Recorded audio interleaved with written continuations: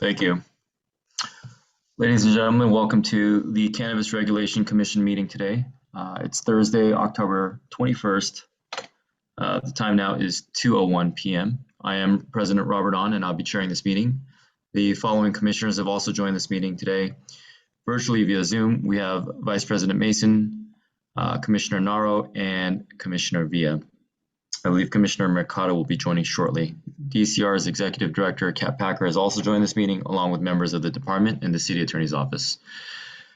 Let's go through some general instructions. I'm going to start with some housekeeping items today before we start the meeting.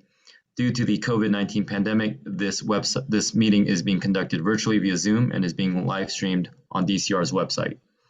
Individuals who wish to watch this meeting may do so by visiting cannabis.lacity.org and clicking the About menu item on the top, and under the About menu, click the Commission Meetings link, scrolling down to the bottom of the Commission Meetings page to find the live stream. Folks can also listen to this meeting by calling council phone at 213-621-2489 or 818-904-9450 and selecting the number for this meeting. Members of the public who want to offer public comment may call one of the two toll-free numbers, 877-853-5257 or 888-475-4499, and enter meeting ID 860-838-7310. These numbers can also be found on the agenda for this meeting. Agenda for today's meetings can be found on the department's website at cannabis.lacity.org and navigating to the commission page under the About menu. This meeting is being recorded. Therefore, we ask commissioners, department staff, and all members of the public to please state your name clearly when you speak. The audio file will be posted online within 48 hours of the meeting. If you are in the Zoom call, when the item you wish to speak on is called, press *9 to get on the speaking queue. The commission executive assistant will call out each speaker by the last 4 digits of their phone number to identify the caller. The caller will be prompted to unmute themselves by dialing *6. If there are no other items you wish to speak on, you may disconnect and view the meeting via live stream or dial a council phone to listen only. We will be following the agenda order today. Today's presentation to the commission will be available on the department's website within 2 business days from this meeting. We will consider general public comment and single or multiple agenda items together. Therefore, speakers will have 1 minute for general public comment and 1 minute per item, with a maximum of 2 minutes for multiple items. We ask that speakers state whether they are providing general comment and/or which other item or items they are speaking on before they begin to comment, so the staff can appropriately time them. If the speaker does not specify which items they are speaking on, 1 minute will be provided. Let me stop there briefly. Ms. Treviso, do you have a sense of how many speakers we have in the queue as of now? So far, I only see 2 people with a raised hand. Okay, so I'm not going to set a maximum time for today's proceedings. We'll go ahead and let all the speakers in the queue speak. Let's go ahead and open up the general public comment and single or multiple agenda items. Speakers can address the commission on non-agenda related items that are within the jurisdiction of the commission, or provide public comment for items in today's agenda by dialing *9 on your phone. If you're listening on the live stream and have called to provide public comment, please mute the live stream audio before you begin speaking to eliminate feedback. Commissioners and staff, please mute your microphones. Ms. Treviso, please call the first speaker. Sure. Caller with phone number ending in 0655. Please state your name and the items you wish to speak on.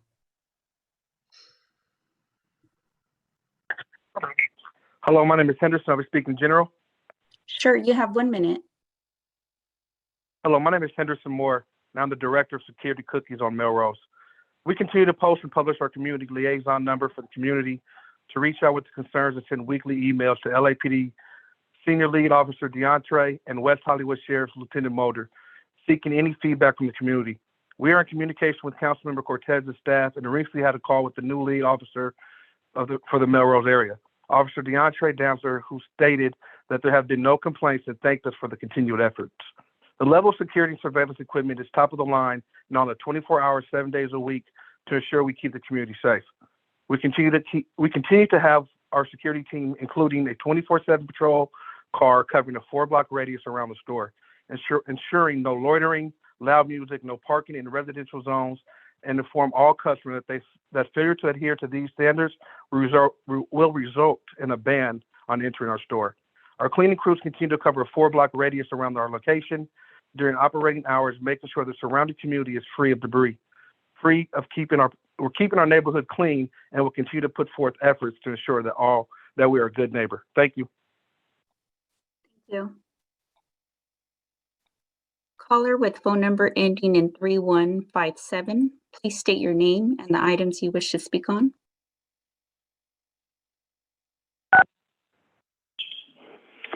Good afternoon. I am Sarah Armstrong, representing Americans for Safe Access. I'd like to speak on general public comment and also item number 4. Thank you. You have 2 minutes. As most of you are aware, a motion has recently been brought forward which asks a great deal of Kat and her team. It's fine to ask for things, but you must also give people the tools to do the job. I hope that the commission will interact with the council and urge them in the strongest possible terms to allow Kat any tools, additional budget, additional personnel that she will need to carry out all of the demands in such a short period of time. There are many, many alternatives, but we would ask that she specifically be allowed to engage third-party entities, hire temporary staff, and have made available to her anything else she needs, and that the council will eliminate as much red tape and as many obstacles as they can between Kat and the tools she needs to get the job done. I know that there have been many complaints, but we cannot reasonably expect our city departments to perform if they are not given the tools to perform. Thank you for your time. Thank you. If anyone wishes to provide public comment, please dial *9.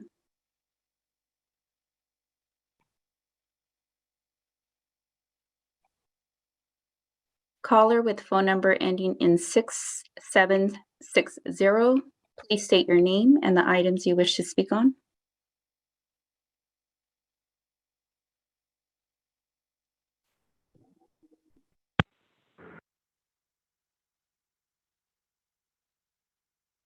Good afternoon. My name is Sakika Keith. I'm co-founder of the Social Equity Owners and Workers Association. I'm also the owner of the first Black woman-owned dispensary to open up in LA. I've gone through such tremendous delays in opening my facility, and I want to express support for the current motion because there's so many social equity applicants right behind me that are facing these same delays. And it is imperative that we expedite this process. And I would also ask that we look at adding review of the equity guidelines to happen prior to step 7 of the current temporary approval workflow. It is imperative that that happens at the beginning of the temporary application review process, as too many applicants that are in the 200 are in these delays with their investors, standoff with their investors because their applications and their operating agreements are not currently being reviewed. Thank you. Thank you. Caller with phone number ending in 6801, please state your name and the items you wish to speak on.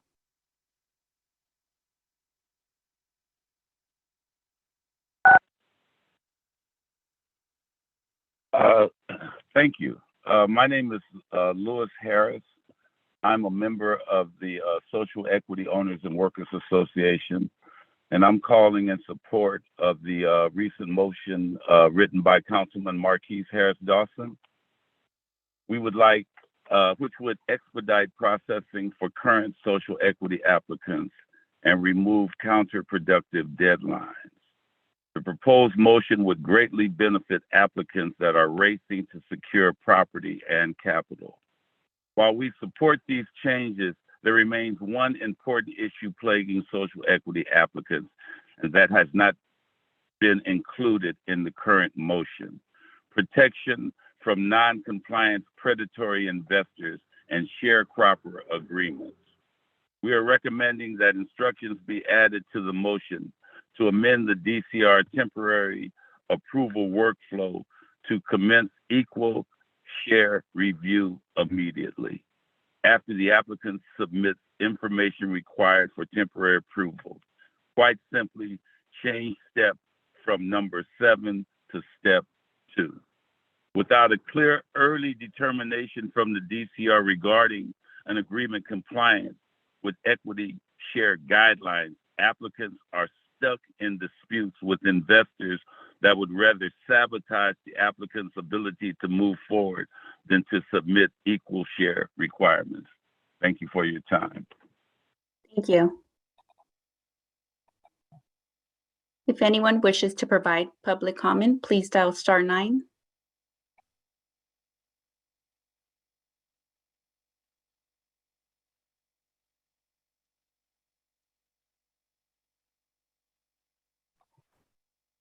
Caller with phone number ending in 8040, please state your name and the items you wish to speak on.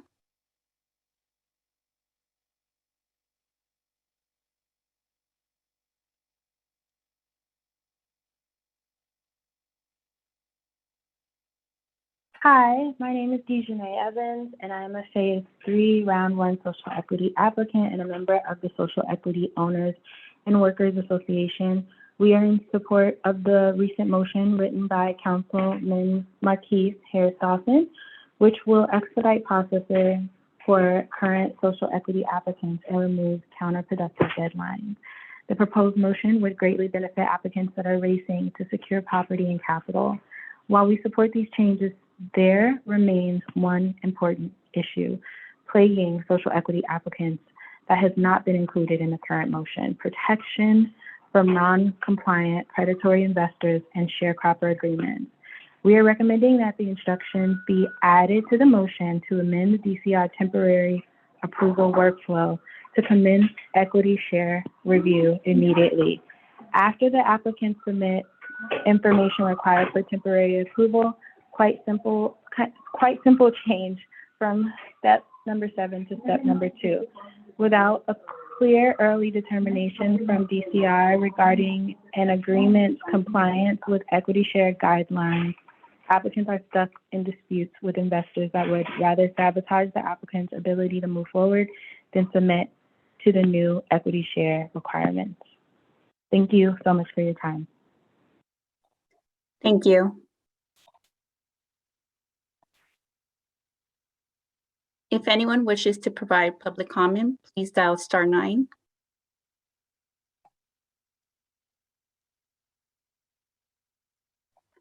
Caller with phone number ending in 8876, please state your name and the items you wish to speak on.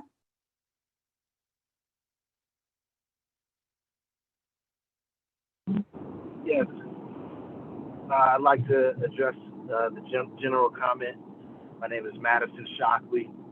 I'm one of the co-founders of the Social Equity Owners and Workers Association, as well as the treasurer. I'm calling to support the motion that's been put forward in City Council by Marquise Harris-Dawson for a couple reasons. The deadlines that have been put in place for applicants to find property are too soon. We understand that the process has to keep moving forward, but people haven't really had a chance and had the support that they need to move through the process. And one of the main things holding most applicants back, the 130 applicants who are in danger of getting abandoned if they don't find a location, is that they're in disputes with investors. And with the DCR not reviewing equity share agreements for compliance with the equity share regulations, they're at stalemates in most of these disputes. The DCR, they say that we can't choose winners and losers, but the basic thing that they need to do is just check if for compliance with the worksheet that they have, that they're supposed to send us back a worksheet that says that it either does or does comply with each of these specific parts of the regulation. And that needs to happen earlier in the process, at the beginning of the temporary approval application, instead of at the very end, because by the very end, all these agreements are enacted, and people have moved forward with all these agreements, and it's hard to undo them. And so we need the determination of compliance from the very beginning, and that's critical. But other than that, we support the motion because these deadlines are too soon, and people are going to get left out of their opportunity. Thank you. Thank you. Caller with phone number ending in 4334, please state your name and the items you wish to speak on.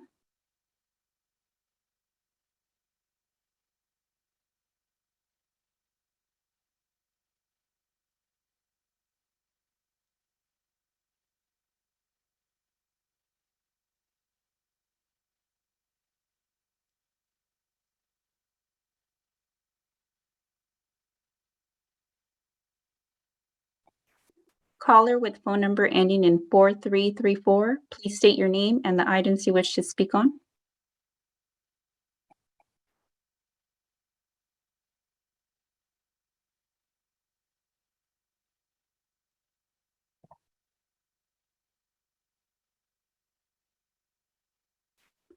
Caller with phone number ending in 9906, please state your name and the items you wish to speak on.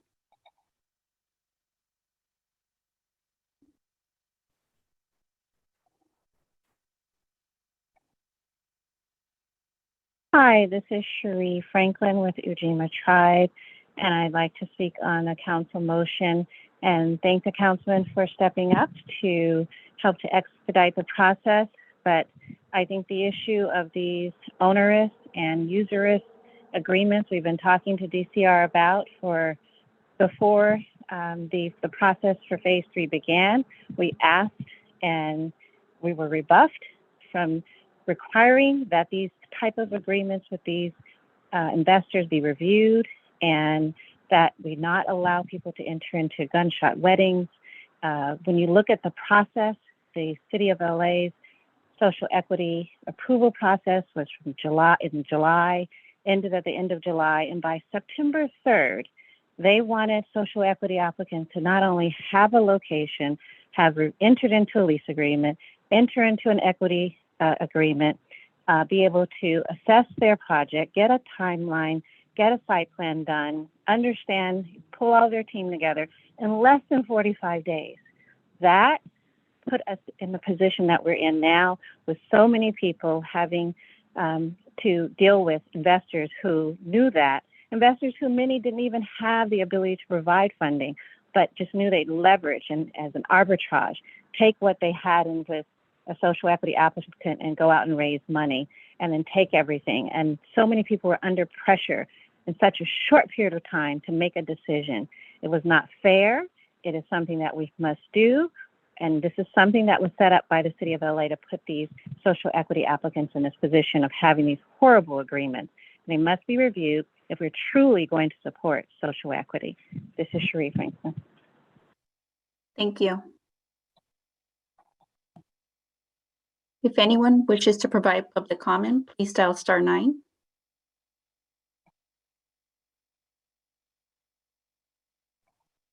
Caller with phone number ending in 1090, please state your name and the items you wish to speak on.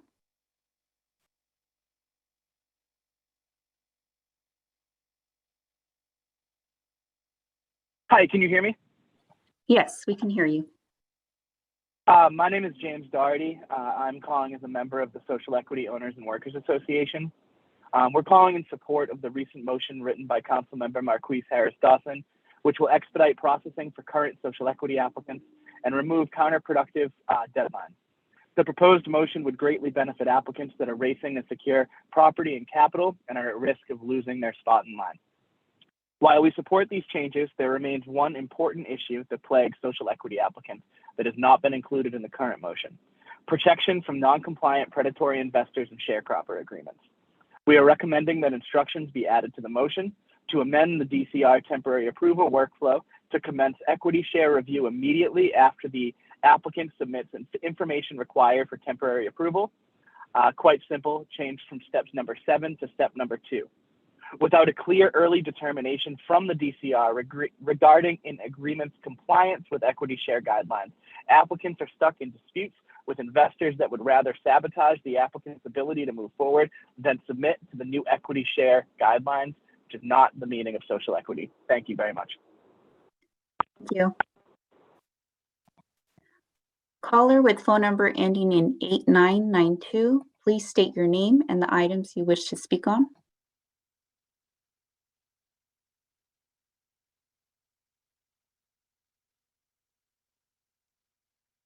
Good morning. Am I on? Hello. Yes, you're on, sir. Hello? Am I on? Yes, you are. Okay, good. My name is Walter Evers. I'm a social equity applicant. And I was trying to apply for the seed grant. And I seen that Councilman Dawson's motion, it kind of like set right into it, where I was trying to apply for the seed grant and I could not with my pre-application review with DCR. So I seen a memo that DCR closed that portal from July 6th to October 1st.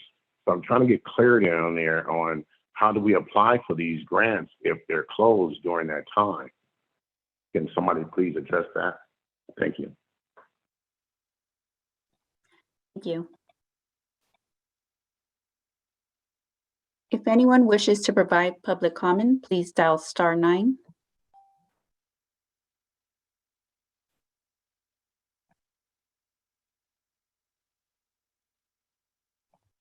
Caller with phone number ending in 4378, please state your name and the items you wish to speak on.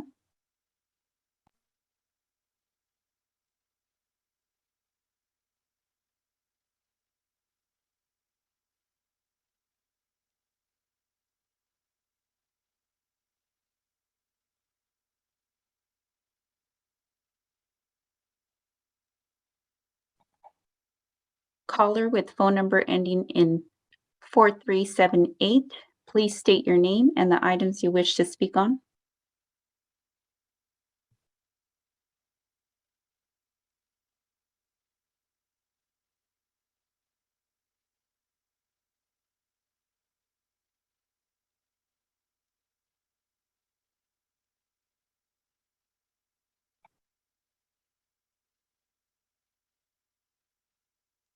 Hello. Yes, we can hear you. Hi, good afternoon. This is Marnie Lyles, and I am a social equity applicant. And I applied for the seed grant with Elevate Impact, and I was denied because I was not able to complete my pre-application review process and temporary approval process with DCR because DCR was closed for new applications from July 6th until October 1st, which they informed us of that by email on July 1st. So DCR and Elevate Impact gave a webinar on July 29th informing us that get your application in for the seed grant before August 18th, which was unrealistic. Why would DCR seem as if they were going to process these applications or help us with the process if they were not even open to do so? So I continue to spin my wheels, wasting money and time hunting properties down, being price gouged by predatory owners to now get denied for this grant. So I do stand in agreement with Councilman Marquise Dawson on motions to amend this process. Can you please address these issues? And I would like to resubmit. Thank you very much. Thank you. If anyone wishes to provide public comment, please dial *9.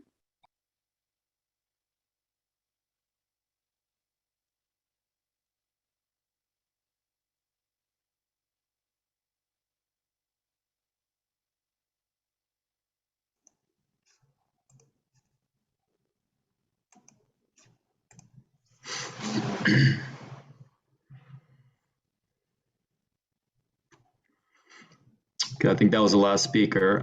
With that, I'm going to go ahead and close the both the general public comment agenda item and also the single or multiple agenda item periods. I want to thank everyone for your comments. We'll go ahead and move on to item number 1. Commissioners, you should have had an advance calendar sent to you for our future meeting dates. Please take a look and advise if there are any planned absences. I have no, this is Commissioner Villa. I have no planned absences.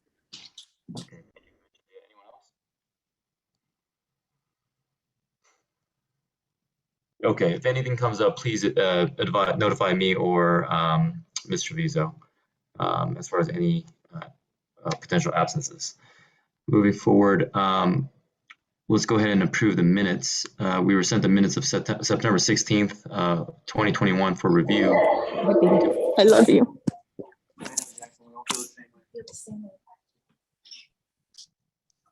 This is Commissioner Villa. I move to approve the minutes as submitted of the September 16th, 21 meeting. Thank you, Commissioner Villa. Do I have a second? This is Commissioner Naro, I second. Thank you, Commissioner Naro. Mr. Vizo, please take the roll. Sure. Commissioner Villa, how do you vote? Aye. Commissioner Naro, how do you vote? Aye. Vice President Mason, how do you vote? Aye. Commissioner Mercado, how do you vote? I think he might have not joined just yet. President On, how do you vote? Aye. The vote is 4-0 and the motion passes. Thank you. Before we move on, has Commissioner Mercado appeared yet? Or did he just step out? I have not seen him join. Okay. Thank you for that. Okay, moving on to commission announcements and updates. Commissioners, do you have any announcements or updates you want to share at this time? Commissioner Villa, I have none. Okay. Okay, let's move on then. Moving on to future agenda requests. If you have any future agenda requests, please state so now.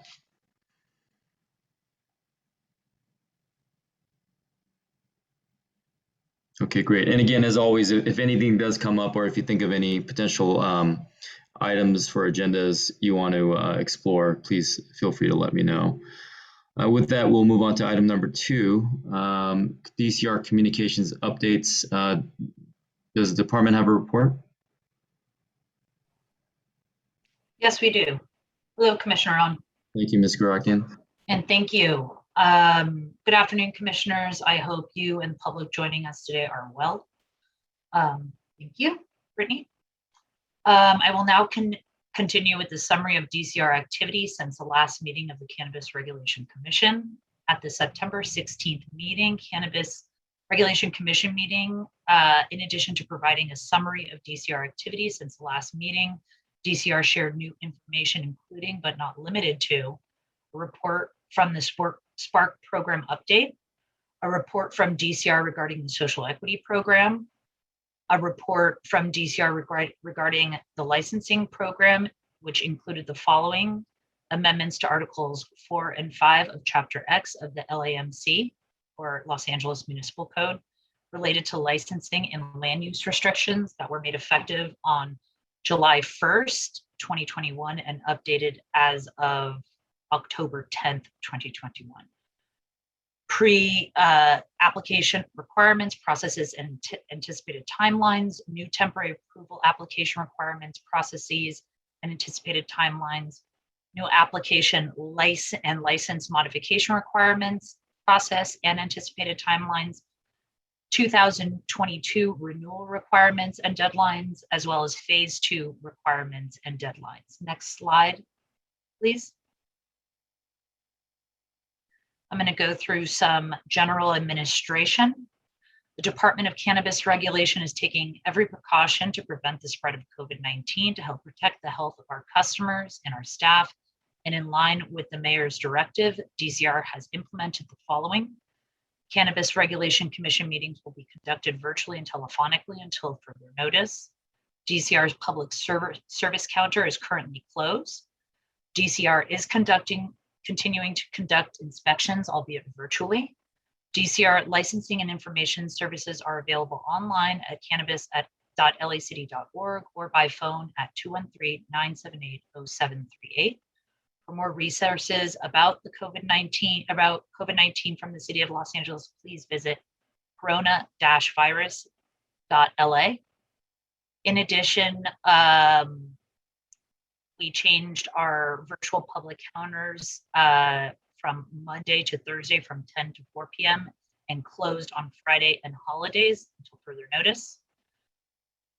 Virtual public counter services include the operation of DCR general phone lines and email systems. 3 to 4 DCR personnel will actively monitor the main phone line during these new regular business hours to ensure coverage.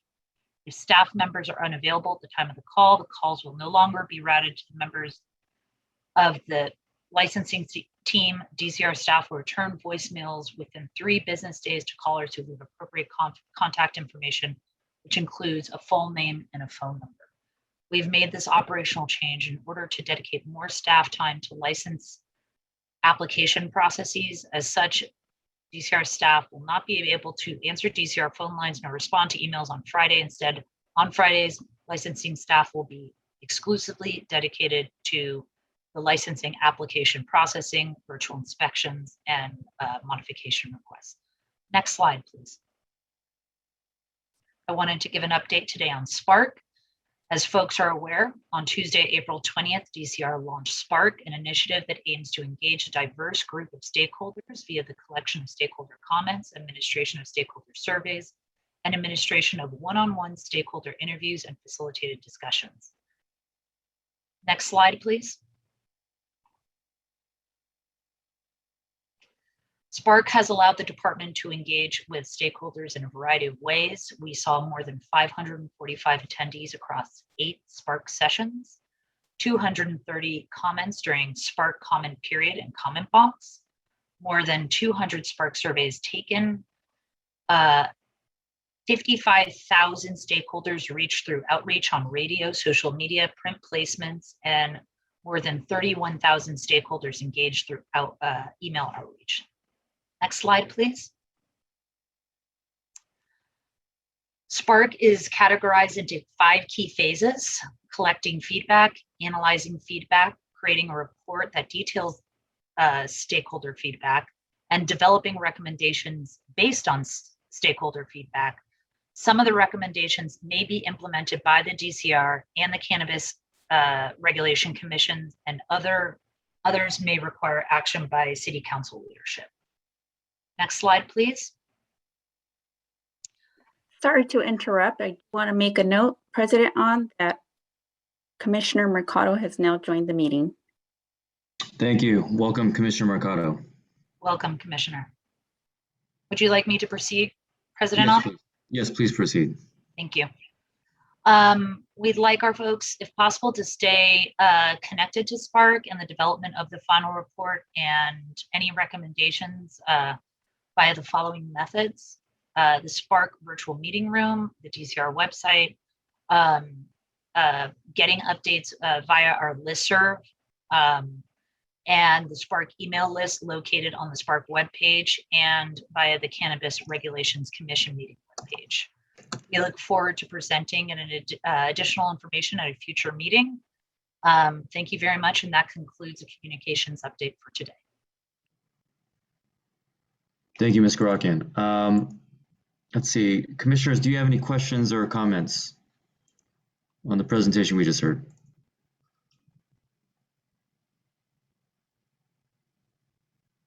None? Okay, let's move on to item number 3.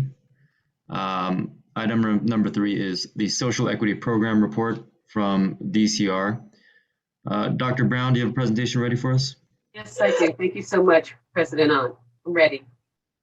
Let's hear it. Thank you. Okay, thank you so much. As I always like to share the mission statement for those of you who are just joining this commission meeting for the first time. The mission of the Social Equity Program is to promote equitable ownership and employment opportunities in the cannabis industry in order to decrease disparities in life outcomes for marginalized communities and to address the disproportionate impacts of the war on drugs. Next slide, please.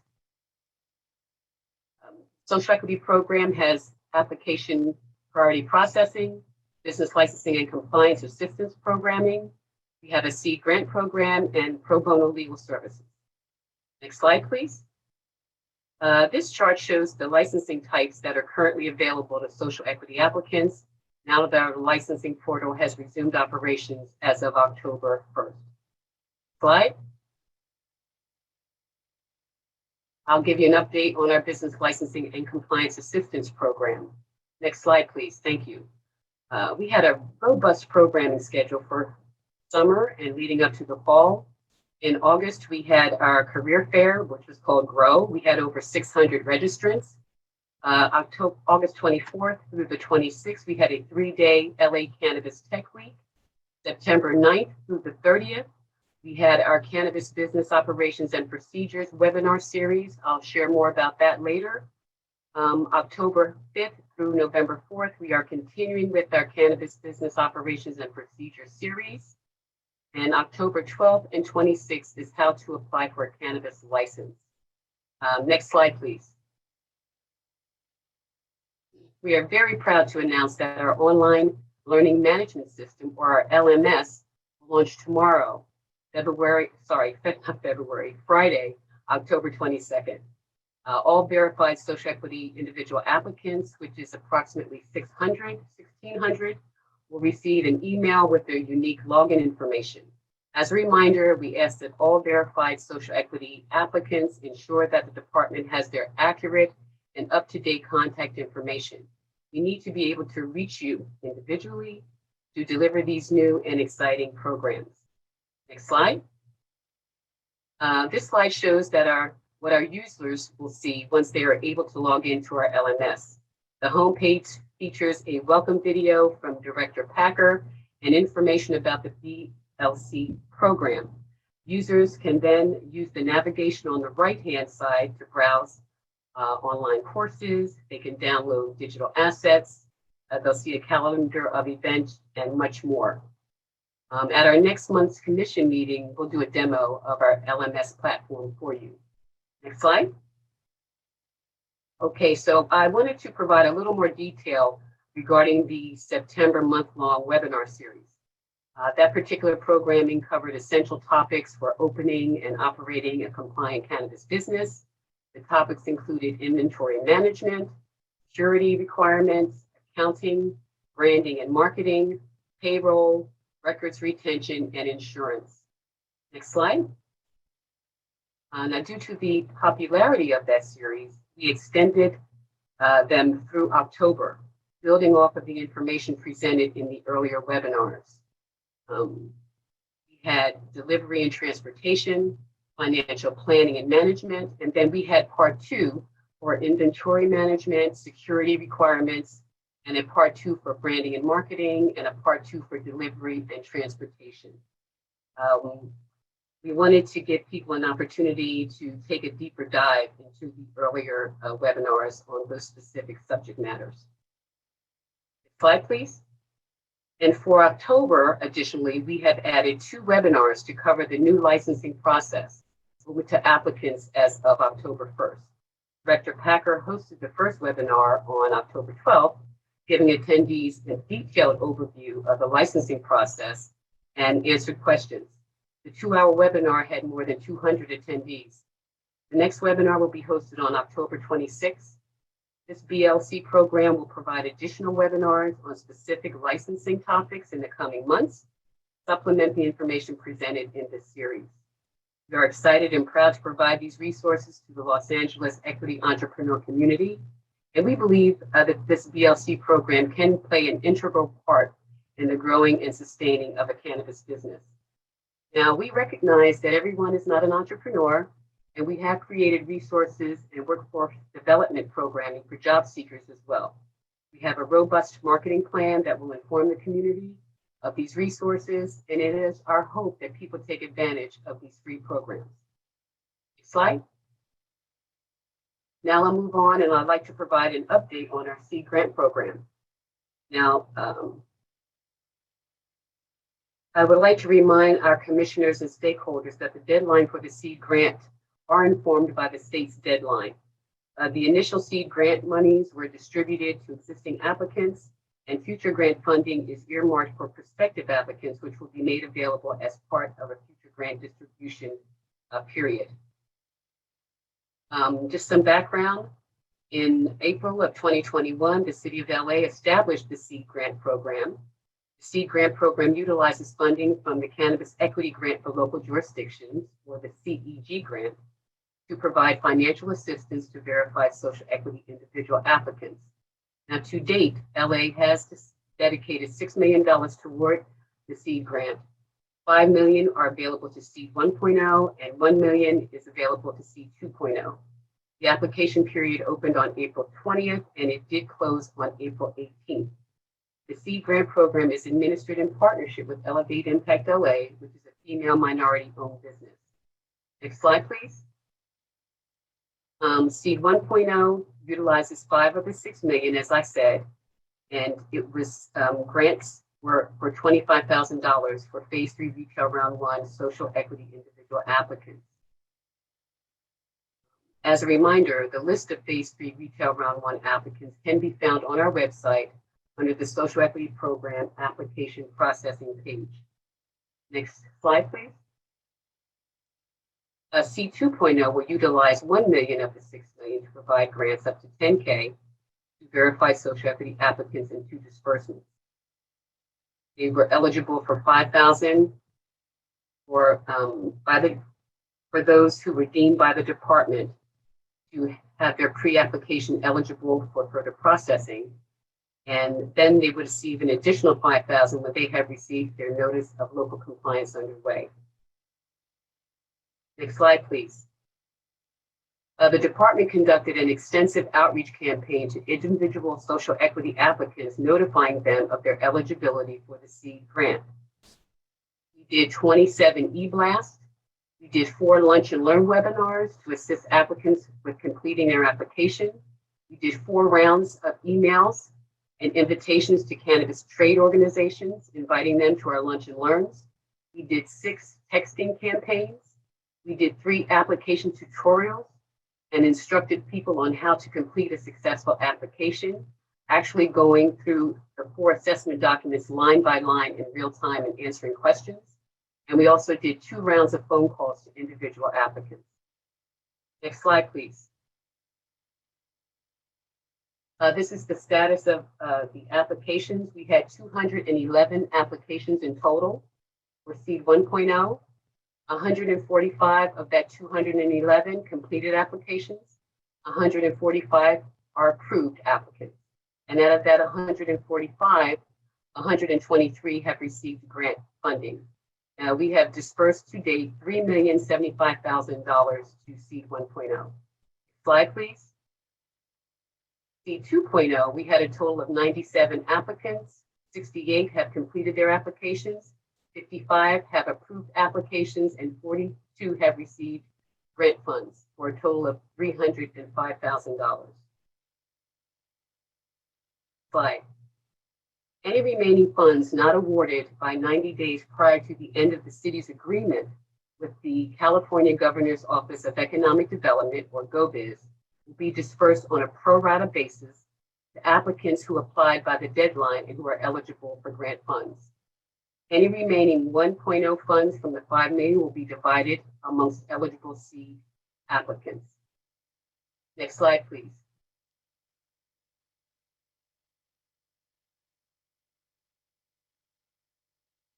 Deadline for applicants to complete their application was October 14th. Anyone who had not become approved by October 14th will not be eligible to move forward with the pro rata disbursement process. Next slide, please.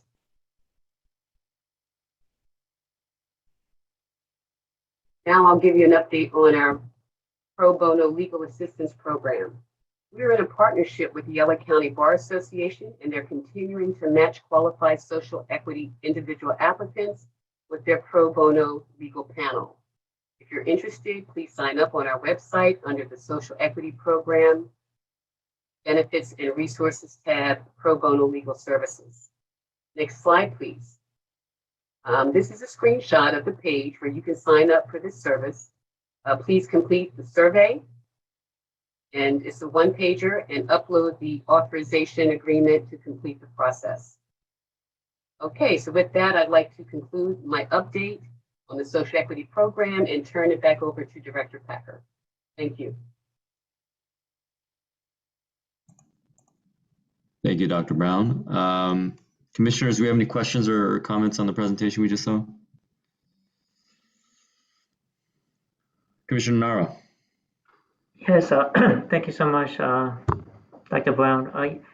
There was a recent, somebody sent me an NBC a segment recently, I think it was 2 weeks ago, about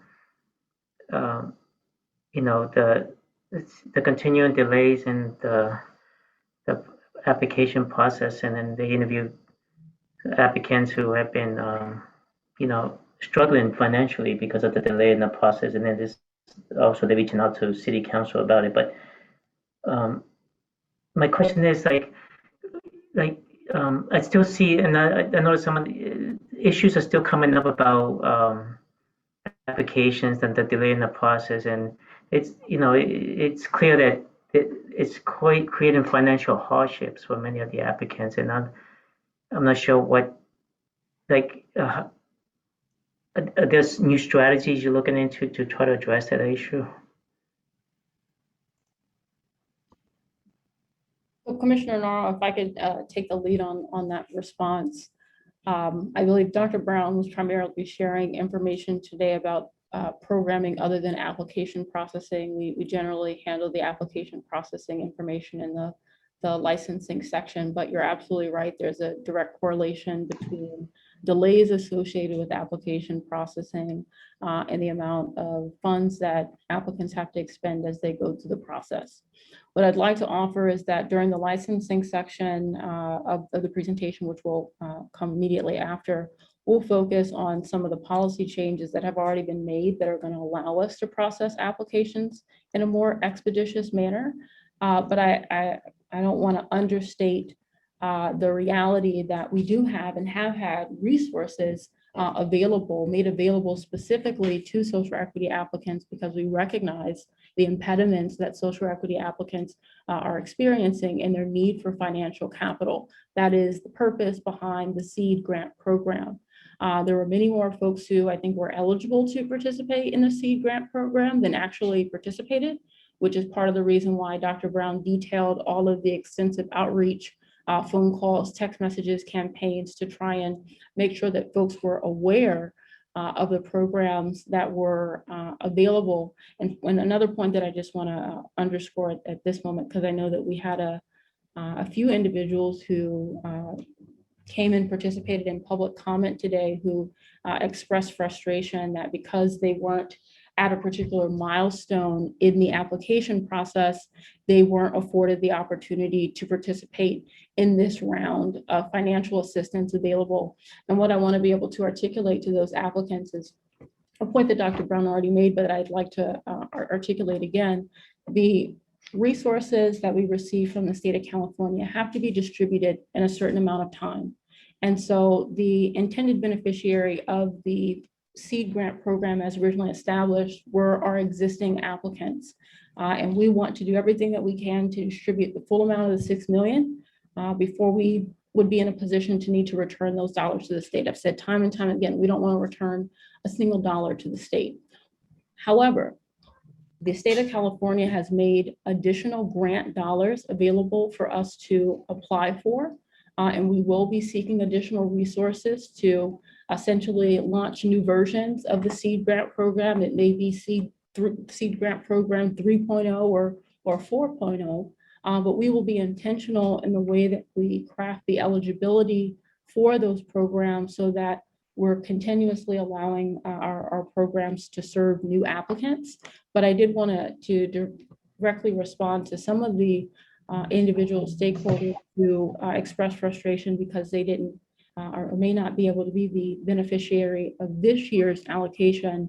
We want to make sure that we have a sustainable source of funding for our program. And part of the reason why certain deadlines have been established in part are because we have deadlines as to when we have to expend the money. So we'll make sure that from a policy perspective, when we draft the new eligibility criteria, we do our best to include those folks who may not have made it through this particular round of funding.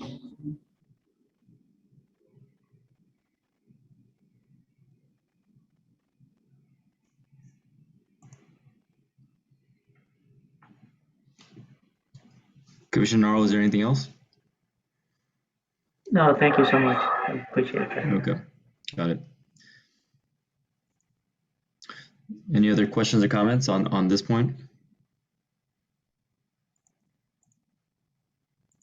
Okay. Thank you, Dr. Brown, for that presentation. With that, we'll move on to item number 4. This is the licensing report from the Department of Cannabis Regulation. Kat, is that you? Can you go ahead and kick off this section?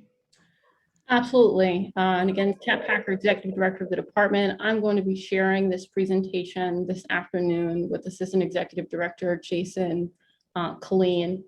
During today's presentation, we're going to share a report regarding the licensing program and specifically include the following information: new pre-application requirements, processes, and anticipated timelines, new temporary approval application requirements, processes, and anticipated timelines, new application and license modification requirements, processes, and timelines. We will also discuss the 2022 renewal requirements and deadlines. And then we do want to use today's commission meeting as an opportunity to at least share our initial feedback with commissioners and stakeholders on the motion that was introduced by City Council members on the 29th of September that some of the stakeholders have referenced. So Jason and I will tag team this particular presentation, but we can go ahead and get started. Next slide. And we're first going to start just with sharing specific data as it exists today regarding the number of licenses that have been issued by phase, and then we'll also share data as it relates to phase 3 retail round 1 application processing. But Jason. Thank you. Good afternoon, commissioners.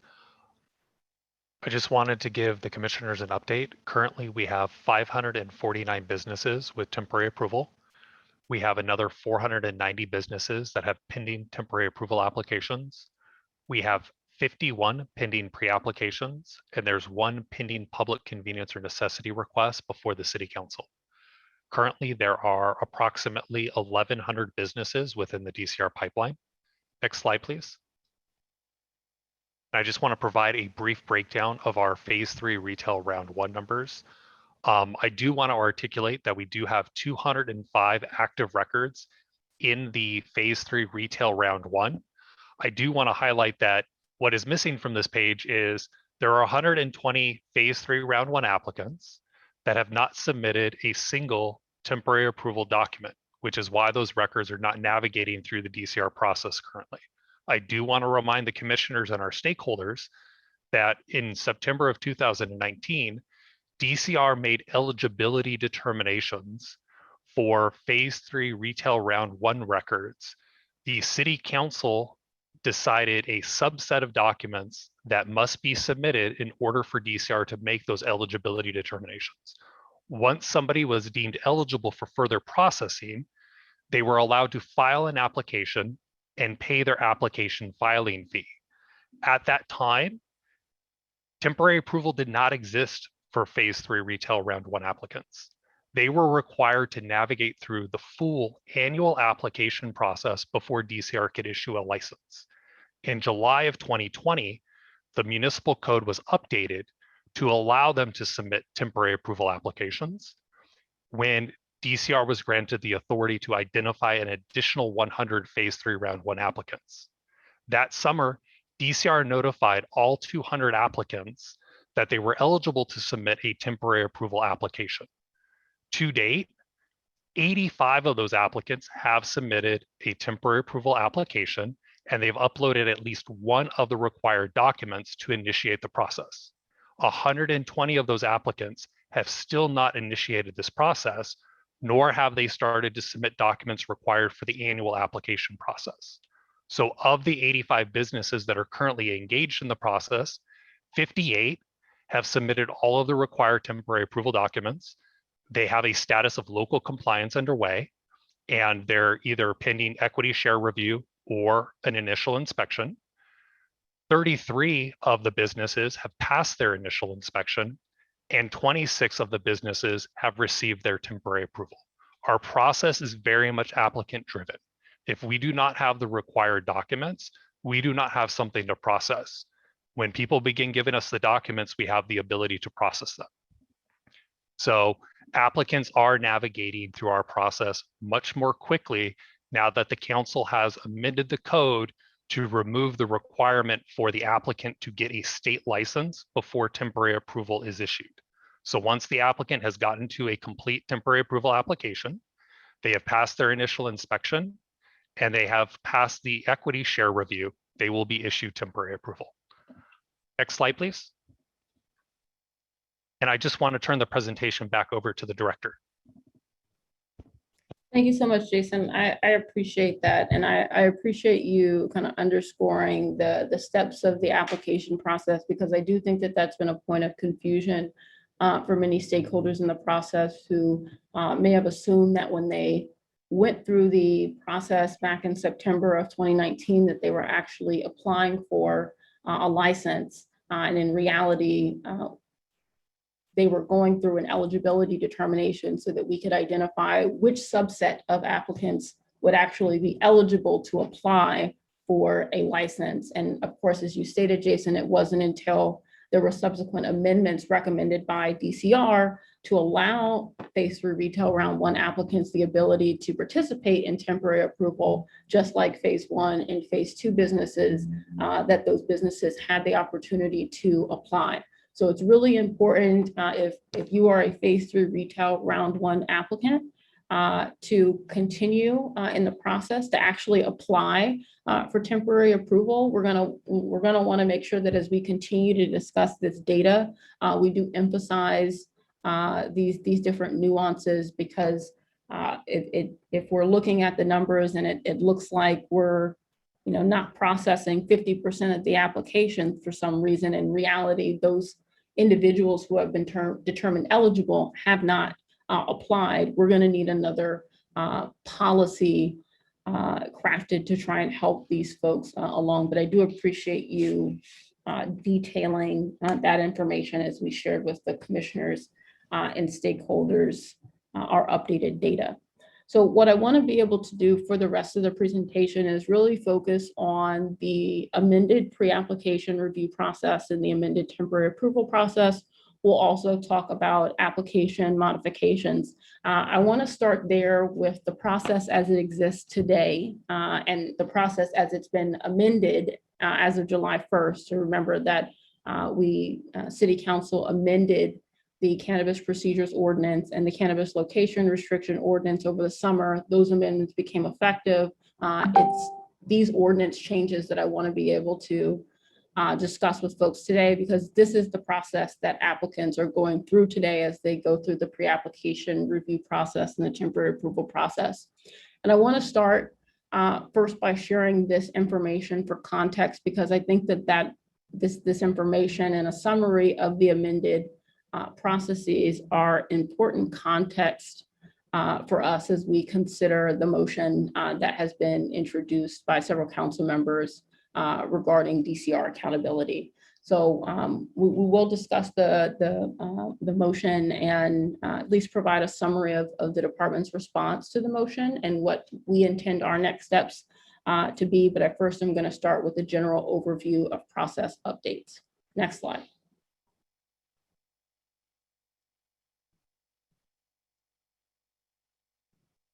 So the application process itself is really several different application processes. There's a pre-application review process, which occurs before someone applies for temporary approval. We have a temporary approval process, essentially a process that allows someone to apply for a temporary license. There's also an annual licensing process that exists at the local level. And part of the ordinance amendments that became effective in July actually removed the CEQA requirements from the annual licensing process and essentially required them to occur before the annual licensing process. So we can now look at this as a series of 4 linear processes. An applicant would first go through the pre-application review process before they apply for temporary approval so that we can determine that the location is compliant. The temporary approval process is where we would first receive information about the applicant, who the owners are, the business activity that they propose to conduct. We will review that application. There would be an initial inspection. And for social equity applicants, we would also be conducting our equity share review. Now, our presentation today is going to focus on the pre-application review process and the temporary approval process primarily, but I wanted to be able to show you how subsequent application processes are aligned with the current application process, specifically wanting to articulate that applicants who have temporary approval will beginning next year, be able to begin the environmental analysis process. Essentially, they will begin to meet CEQA requirements, and that will occur, at least that process will start before an applicant begins their annual licensing process. Now, part of what we'll cover a little bit later on in the presentation, but I'll provide for context right now, is that there are new deadlines that the state is imposing related to issuing provisional licenses, and there are also deadlines that the state has regarding its provisional licenses. And part of what we're working on right now as a city is making sure that we have a plan for the implementation of our annual licensing process and the environmental analysis that will need to be conducted before the annual licensing process begins and is concluded.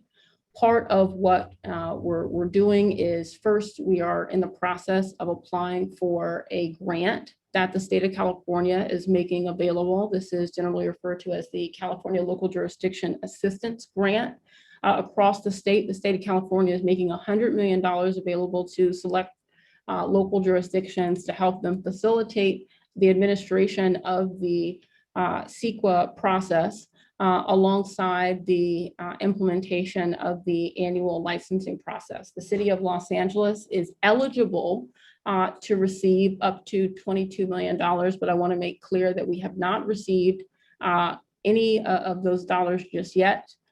We haven't applied for those dollars just yet. We're in the process of completing that application now. And upon completing of the application and dependent on the grant award, we would be in a position as a city to have a resourced plan to implement both the CEQA process and annual licensing process. So I know that there have been many questions either of the commission, city council members, or stakeholders about exactly what the environmental analysis and annual licensing process will look like. We're working on that plan right now, but want to reiterate that it's going to be important for that plan to be resourced. Unfortunately, because of leadership in the state of California and the resources that the governor is making available to us, we do have an opportunity to make sure that we're utilizing those resources to help our applicants, especially our social equity applicants, meet these upcoming requirements. So more information again on the environmental analysis and annual licensing process to come, but wanted to be able to show this illustration to the commissioners, members of the public, stakeholders, so that they can see how these different processes align with one another. Again, we'll be zooming in today on the pre-application review process and the temporary approval process. Next slide.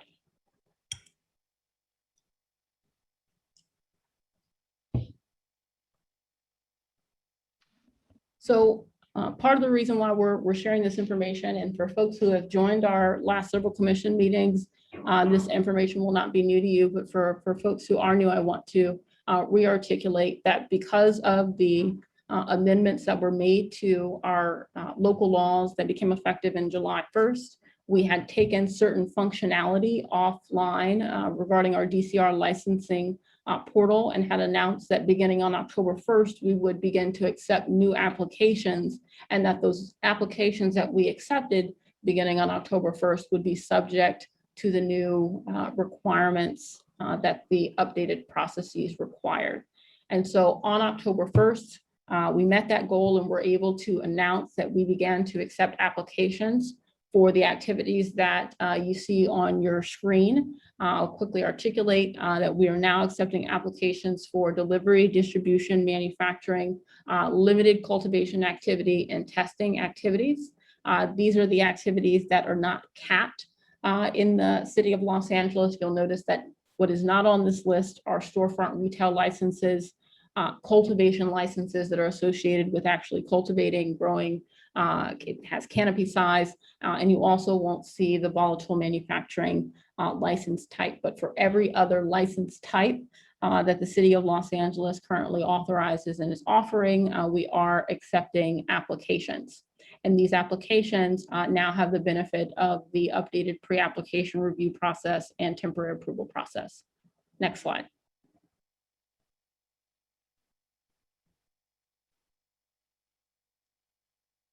I'll now pass it over to Jason, who will quickly describe and summarize what types of activities are included in each license type that is currently available. Thank you. I did want to thank the licensing team. Since October 1st, 70 pre-application review records have been created, of which 11 have been deemed filed. To date, DCR has processed all 11 of those pre-application reviews, which means that they submitted the required document and they paid the associated fee, of which 3 of the records were deemed ineligible, but the rest of the records were deemed eligible for further processing. So those businesses now have the opportunity to submit their temporary approval application. So we are processing pre-application reviews well within that 30-day goal that we had set for ourselves based on the revised code. As we move through, folks now have the opportunity to submit applications for non-storefront retailer activities. They can either be the general non-storefront retailer or micro business. The only difference between the 2 license types is the zones that the businesses may operate in. A non-storefront retailer sells cannabis goods to customers only through delivery. Next slide, please. We also have 2 different types of cultivation licenses available. The nursery license type is for cultivators that only grow clones, immature plants, seeds, or other types of cannabis used for propagation. And the second one is a cultivation processor license type, which is for cultivators that only trim, cure, dry, grade, package, or label cannabis. That license type is used by businesses that support licensed cultivation locations where the licensed cultivator doesn't have the technical expertise to trim, cure, dry, grade, or package their cannabis products on their own. Next slide, please. Recently, we made available a subset of the non-volatile manufacturing types. Previously, DCR had ever only offered the type 6, which is the most robust of the non-volatile manufacturing types. It allows for people to use non-volatile solvents to extract, use mechanical methods for extraction. They can make cannabis products through infusion. They can also package and label cannabis products. Applicants had asked for the ability to apply for the smaller license types that are all captured within the type 6. So on October 1st, DCR made the type in, which is the infusion license type, available. Licensees can make cannabis products through infusion and package and label those cannabis products. The type P license would allow somebody to package and label cannabis products. They can't engage in infusion, they can't engage in extraction. And then the standalone type S is for shared use facilities. That's where manufacturers can extract cannabis using butter or cooking oils, make cannabis products through infusion, and package and label cannabis. For a type S license, if they get the corresponding state license, the licensee would be allowed to allow another licensee to utilize their equipment when the primary type S licensee is not utilizing that equipment. Previously, DCR authorized that type of activity under the larger type 6 activity. So now it's available as a standalone license type. Next slide, please. This last slide just covers the distribution licenses. The full distribution license allows licensees to move cannabis and cannabis products between cultivation, manufacturing, or distribution premises. It also allows them to move finished cannabis goods to retail premises for final sale to customers. It allows them to provide storage services for other licensees, basically serve as a cannabis warehouse, and they're allowed to arrange for the testing of cannabis goods, whether it's their own or other people's. For the distributor transport only, they can move cannabis and cannabis products between cultivation, manufacturing, or distribution premises. It's more limited. And then, of course, the last type is a testing laboratory. They can test cannabis goods prior to the sale of a retailer. Testing labs have to obtain and maintain an ISO accreditation. A temporary approval license may be used while the licensee is working through their accreditation. Next slide, please. And I would like to turn the presentation back over to Director Packer. Thank you so much, Jason. So Jason just walked through the description of the different license types that were made available on October 1st. Part of what I want to be able to do is to very briefly walk folks through the process that applicants will go through in order to apply for one of these licenses. And part of what we're going to start with is the pre-application review process. Essentially the process that applicants are going to have to go through before they apply for temporary approval. And as Jason had mentioned previously, since October 1st, when we've launched these new updated processes, we have been able to process the applications that have been filed within the anticipated processing timelines that we have publicly articulated. And that's part of what we're going to spend time on throughout the duration of this presentation.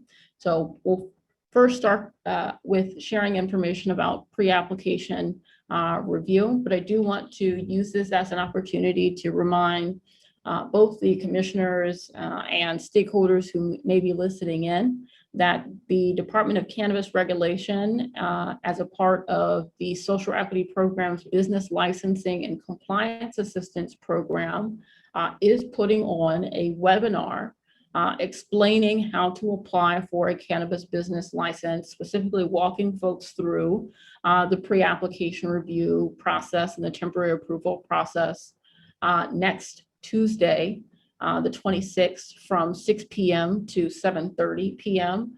We'd encourage folks to register for that particular webinar. During the last webinar, we had over 200 attendees were able to have a robust Q&A session. So I just want to encourage folks, in addition to this particular Cannabis Regulation Commission meeting, to get further information, would encourage folks to join the upcoming webinars that are being made available through the Department of Cannabis Regulation. And I'd also encourage you to visit our website, because we just recently, on October 1st, updated a series of resources for the public, namely our workflows and information and procedure bulletins. Our workflows and information and procedure bulletins detail all of the requirements and step-by-step processes to try and help applicants navigate through the process. For commissioners, members of the public, stakeholders who have further questions about these processes, both the workflows and the information and procedure bulletins are being made available to you as resources. I just wanted to use this as an opportunity to plug those resources as well. We'll begin with sharing information about the pre-application review process. Next slide.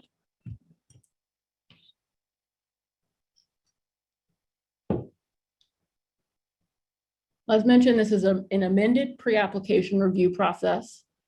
Today's amended pre-application review process is exclusively about location compliance and eligibility.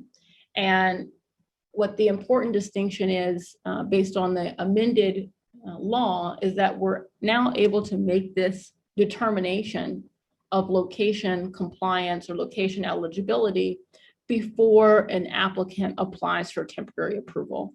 And this is a significant modification to the process because previously the department was required by local law to conduct a review for location compliance, not only before the applicant applied for temporary approval, but up and until the applicant received a license. And we've shared previously with this body how impactful that policy was to applicants who may have had a location that had been previously deemed eligible or compliant, but because a sensitive use moved next door during the course of the application period, the location would be no longer viable, and that would result in applicants' location being deemed ineligible and potentially subsequently having to relocate. So part of what we wanted to be able to do when we recommended these changes was to give folks an earlier determination, but also a final determination before they're applying for temporary approval. So as amended, the pre-application review process is all about location, location, location. There are several factors that the department is considering when we're determining if a location is eligible and compliant. We're looking at location eligibility. We're looking at whether or not the business is appropriately distanced from sensitive uses. We're making sure that the activity is appropriately zoned. And when it is a retail business, we're also making sure that the retail business is appropriately distanced from other retail businesses. This is the review that the department goes through when it's determining location compliance, essentially looking at these 4 factors. Next slide.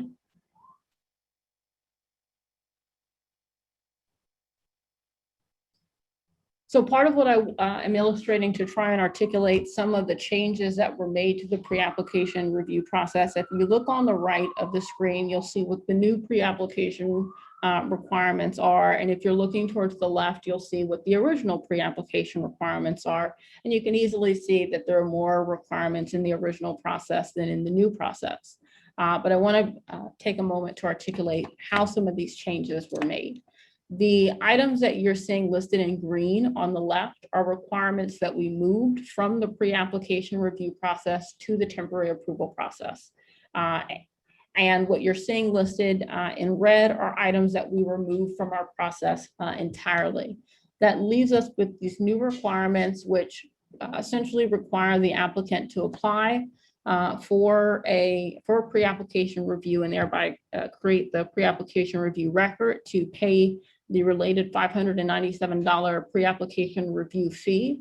And then the only information that we need from an applicant as they're going through pre-application review is as follows.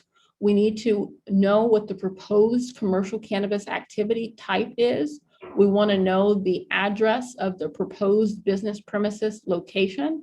And we also want to have an attestation from the property owner articulating that the location was not the site of unlicensed commercial cannabis activity for a period of 5 years, thus rendering the underlying location ineligible.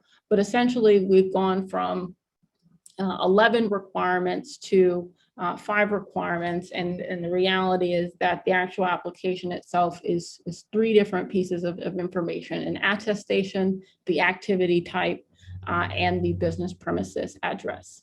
Next slide. I'm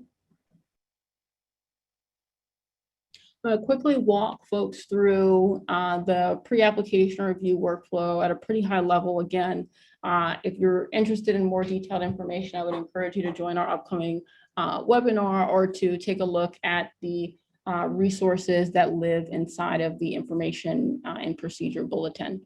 But the first step for an applicant in the pre-application review workflow is for the applicant to submit the information required. We just detailed what that information is: the proposed activity, address, and the property owner attestation. Once the information is submitted, the applicant would automatically be issued an invoice.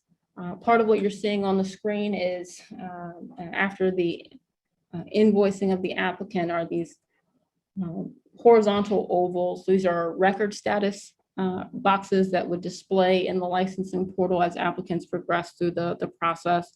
So after an applicant had been issued an invoice, their record status would be updated to waiting for payment.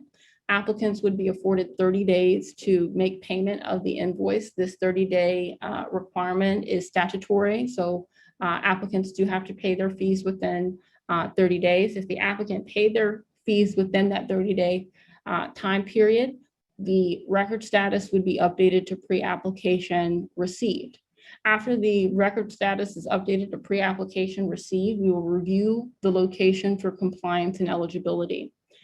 If the location is not eligible, we will email the applicant to notify them of location ineligibility, and the applicant would be able to submit a new pre-application for a new location.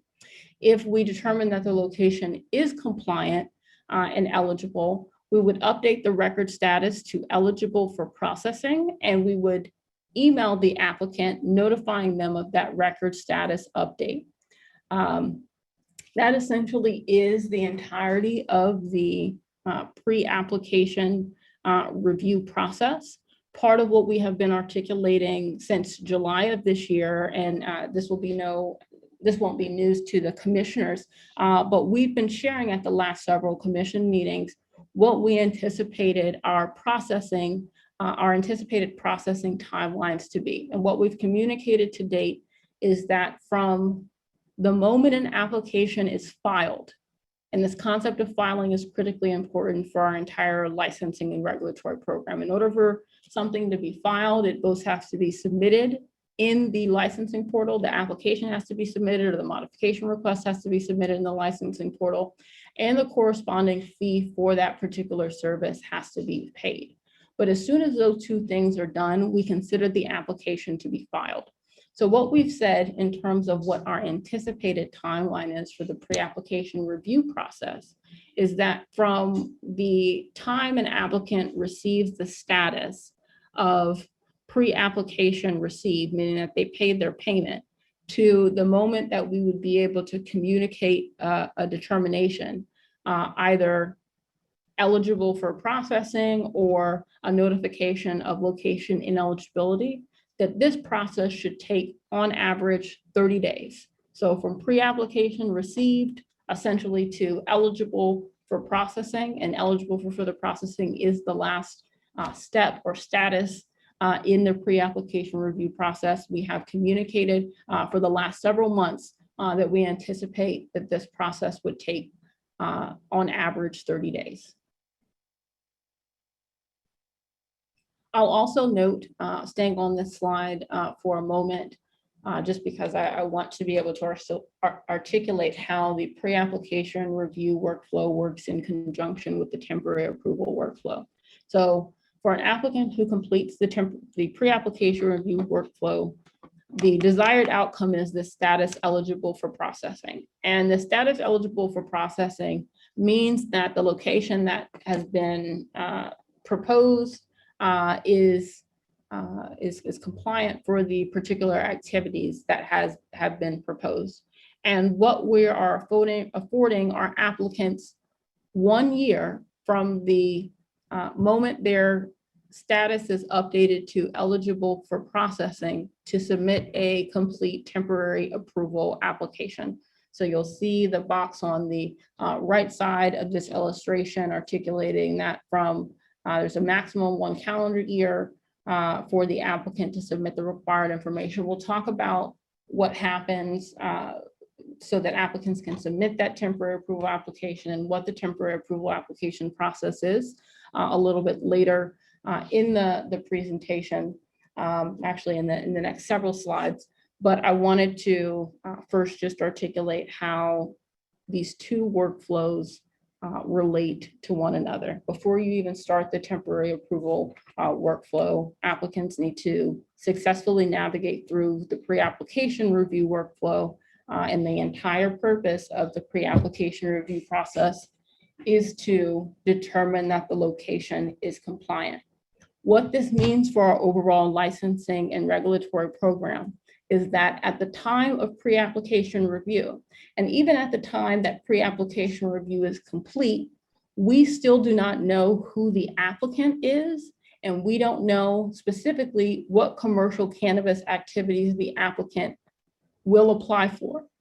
We will have communicated to the individual who applies what particular activities are eligible at that location, but it's important for context, commissioners, I want to articulate that after pre-application review, the department, the entity who's applying for the license is still unknown to the department, as well as the specific commercial cannabis activities that the applicant may subsequently choose to apply for.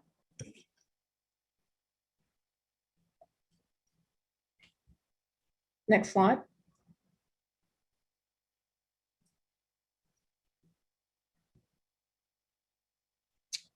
I now want to transition into sharing information with commissioners and the public about the updated temporary approval application and related process. Next slide.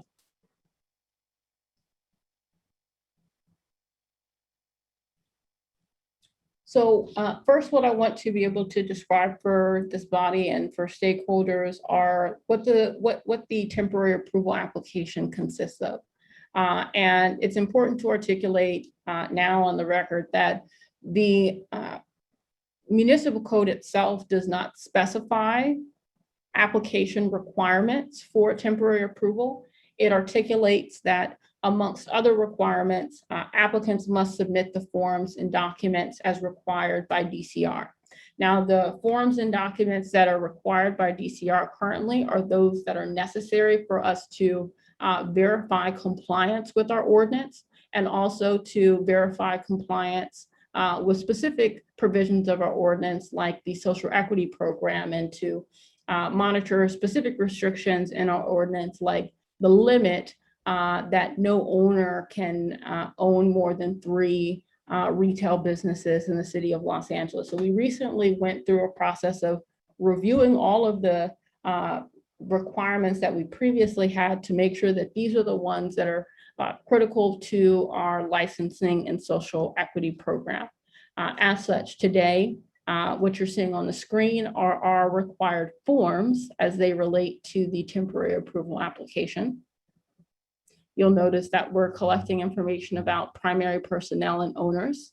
We're also collecting information about financial interest holders.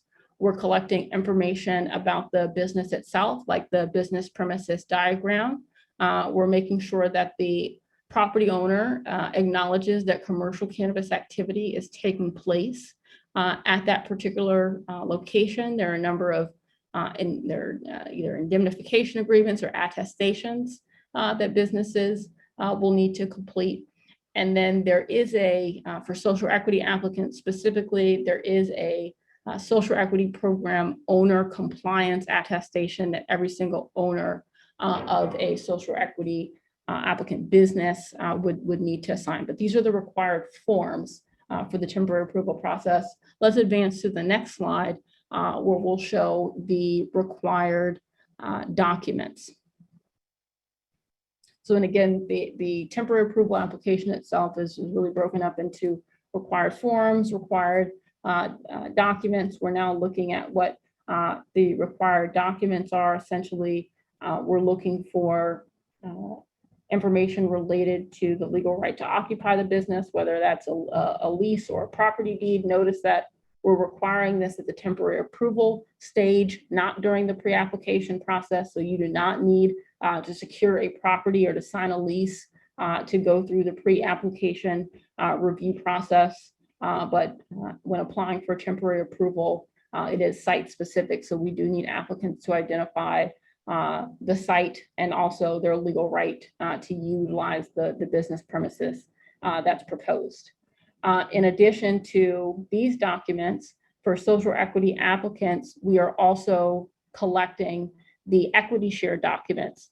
And this could include, but not be limited to, all of the business agreements necessary to demonstrate that the social equity individual applicant owns at least the minimum share of equity share as required in the ordinance, and that does include a review and required disclosure of any management agreements that may exist. But this is what the application itself entails for temporary approval. I'll now advance us to the next slide, or we can talk about the workflow.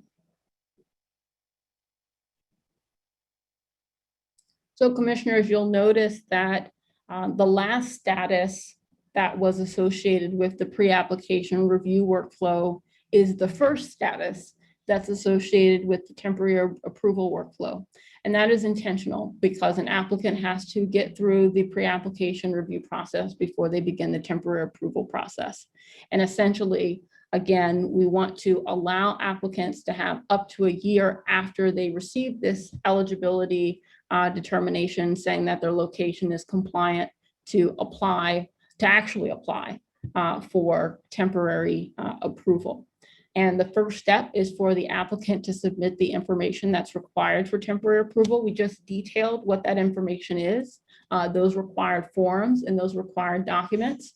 The licensing portal has functionality that allows applicants to simply upload these forms pre-completed into the licensing portal. But that's the first step, is for us to get to get all of the information that's required that we just detailed.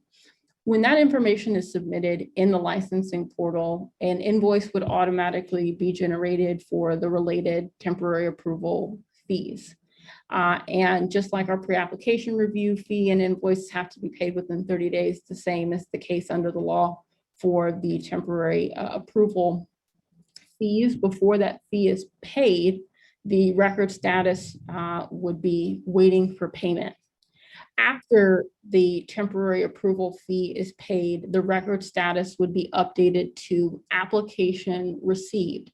And it's not until an applicant reaches this status of application received, meaning that they submitted an application and that they paid the fee associated with the review of that application, that the department would actually begin to review the application to determine if the application is complete.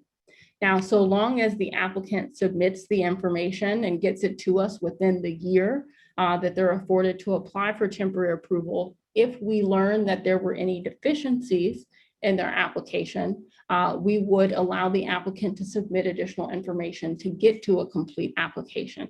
However, if the applicant did not get us a complete temporary approval application within the 1 year of receiving the status eligible for further processing, that pre-application review record and the corresponding temporary approval record may be abandoned. Now, it's after we determine that an application is complete that we would update the record status to local compliance underway. And once we updated the record status to local compliance underway, we would email the applicant, letting them know that we had determined that their application was complete, that their record status had been updated, and we would also communicate next steps. I do want to just make a quick note about this concept of local compliance underway, because it's something that's mentioned in the motion that's introduced, and it's going to be important for, I think, our stakeholders and commissioners to, for context, be able to understand how and where in the process local compliance underway is happening based on existing law, and how the motion and proposed amendments could possibly change that. So we'll come back to this concept of local compliance underway as we discuss the motion, but I did want to mention it briefly because it's important context for us to come back to as we consider some of these policy proposals that are being introduced by council. So let's assume that the application is complete.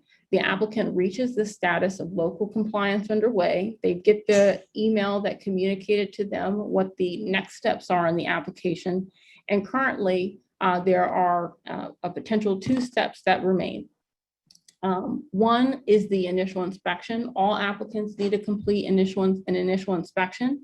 For more information about the initial inspection, folks can visit our website at cannabis.lacity.org. There is links to information about how to schedule the initial inspection, how to prepare for the initial inspection, what to expect. But it's important to note that this is one of those steps in the temporary approval process that is applicant driven. So when we send our email letting them know that the application is complete, we're letting the applicant know that they're eligible to request an inspection. But we're not going to schedule an inspection or conduct an inspection until the applicant actually requests that inspection. And then if the applicant is a social equity applicant, the applicant would also be required to, at this time, go through equity share review. Now, I want to use this as an opportunity to speak directly to some of the stakeholders who had called in today and essentially articulated that based on their experience, their advice is for us to move step 7 and the equity share review up to step 2. And I want to articulate why this particular process is currently situated where it is, but also articulate that we're taking the feedback and information received from stakeholders and looking to see if there's another way that we may be able to offer folks the ability to conduct this review outside of this particular process. And that may be the more responsible way to move forward as opposed to requiring it before folks get to a later point in the process, making it an opportunity or available for folks to go through the process. But part of the reason why equity share review is listed here as step 7 in the process is because in order for DCR to do its equity share review, we need to have a complete application. And I'll mention that, Brittany, if you could toggle back for a couple of slides, I want to take a look at some of the requirements, these forms. Thank you. So part of the reason why equity share review is conducted after a complete temporary approval application has been submitted is because in order for us to complete the equity share review, we need to look at a list of primary personnel and owners. We need to have attestations from the primary personnel and owners. We need to have a completed ownership and financial interest holder form. Particularly, we need the financial information form. For social equity applicants, we're going to need the owner compliance attestation. Brittany, if you can toggle to the next slide. Similarly, we want to see the lease while we're reviewing for equity share review, because we recognize that some property property owners or landowners are a part of the management agreements or contracts that social equity applicants are engaging with. Similarly, we need to have the business formation and organization documents in order to do the review of equity share. And we certainly need to have from social equity applicants what we describe as equity share documents, which includes all of the information, business records and agreements necessary to demonstrate that the social equity individual applicant owns the minimum equity share. So Brittany, if you can advance me to the workflow again. Part of the reason why the requirement itself is situated after an application is complete, and really it comes immediately after the application is complete. All we're doing between then is updating the record status and sending an email. But immediately after we determine that the application is complete, the applicant is in the queue for their equity share review. So I did want to, and again, the Department of Cannabis Regulation will continue to explore if there are ways to utilize another forum to allow folks to go through a review process sooner. But it's important to note that we can't go through that process any sooner than we receive the information that we need in order to determine compliance and that's included in the application, and receive the resources that are associated with that review. And so I think it's something that's worth further exploration, but I would encourage both this commission, stakeholders, and council, if they're taking that under consideration, it's going to be critically important for us, for the department, to have that information available to us. Otherwise, we're not going to be in a position to actually finalize equity share review. It can't come before we determine that an application is complete, or at least that we get the specific requirements that we need of the applicant. So any modifications or proposed modifications to that process, I think it's going to be important for folks to take that into consideration. But essentially, after an application is complete, there are either 2 or 3 steps that remain that can happen immediately after. Again, initial inspection and equity share review, if applicable. And once these steps are completed, the record status would be updated to temporarily approved, and the applicant would receive temporary approval. Now, to say a quick note about the timelines associated with this process. And again, this shouldn't be news to the commissioners. We have shared since July, since the ordinance amendments became effective, that we anticipated on average this temporary approval process to take 90 days. However, it's important for us to consider, as even as we articulate this average, that there are certain steps involved in the temporary approval process that are driven by the applicant. And so a 90-day anticipated timeline assumes that an applicant is actually eligible or ready to move through an initial inspection. It assumes that the applicant is providing us a complete temporary approval application during our first review, and that the equity share documents are compliant. And this is part of the reason why we articulated this as an anticipated processing timeline. If for some reason an applicant was not ready for their initial inspection and needed to wait until the 91st day to complete their review, or if an applicant needed to make modifications to their equity agreements to comply with the equity share review, our anticipated and what we've communicated as our anticipated processing timeline or goal does not take those things into account. And so I want to make sure that as we circle back specifically to talk about some of the deadlines that are being considered to be imposed on the department in the motion, that we also consider how this potentially could impact applicants should they not meet the specific requirement at the time that the department is required to process and review the application. Next slide. Director Packer, this is Vice President Mason. Absolutely. Is it possible to ask a question right now? Yes, I'd love for you to ask a question right now. Okay, can we go back a couple of slides, please? And one more to the eligibility section. Okay, so I guess I'm wondering, in order to expedite the process, are there certain parts of the temporary approval process that can be moved to the eligibility process? Because you just said that the equity share review can't occur during the eligibility process because certain things need to be in place, like a review of the lease agreement to determine where, if the owners are an equity shareholder as well, we can't accomplish that during the eligibility process instead? We could, but it's going to have consequences. And I just want to be clear about what those potential consequences could be. You know, part of the reason by having this standalone pre-application review process is so that there was a lower barrier to entry, so that folks only had to pay a $597 fee to determine if a location was compliant, and they could do that before they had to apply for a temporary approval.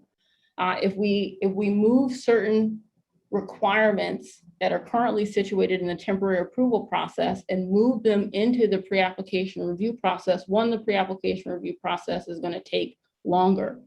Secondly, it's going to require applicants to have to meet these requirements sooner in the process. And that's why, as I was listening to certain stakeholders today, I don't necessarily know that it's mutually exclusive. I think that there may be a way for us to allow for a essentially, because we call this is entity verification, right?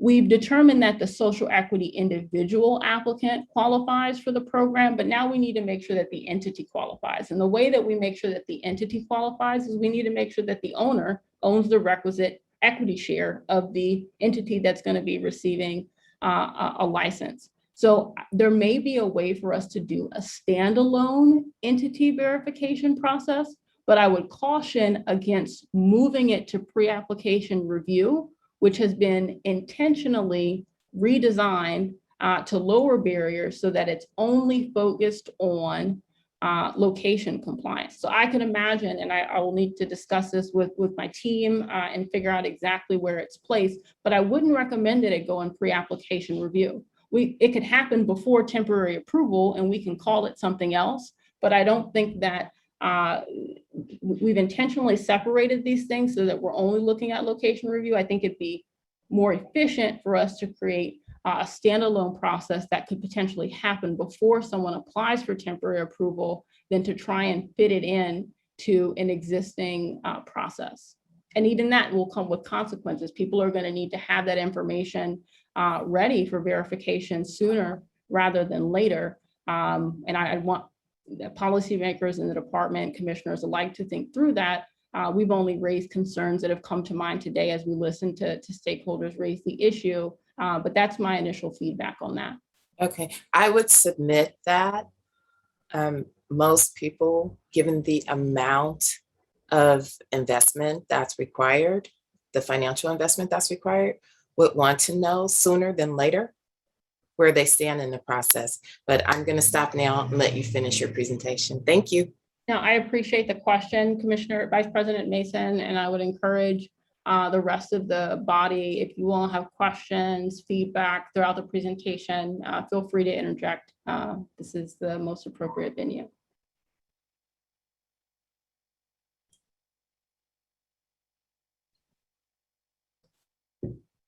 All right, I'm going to very quickly walk through updates to the modification process. And we'll do this briefly because, again, I think some of this is going to be touched as we discuss the motion in ways that the motion could potentially impact the modification process. But let's go ahead and advance to the next slide.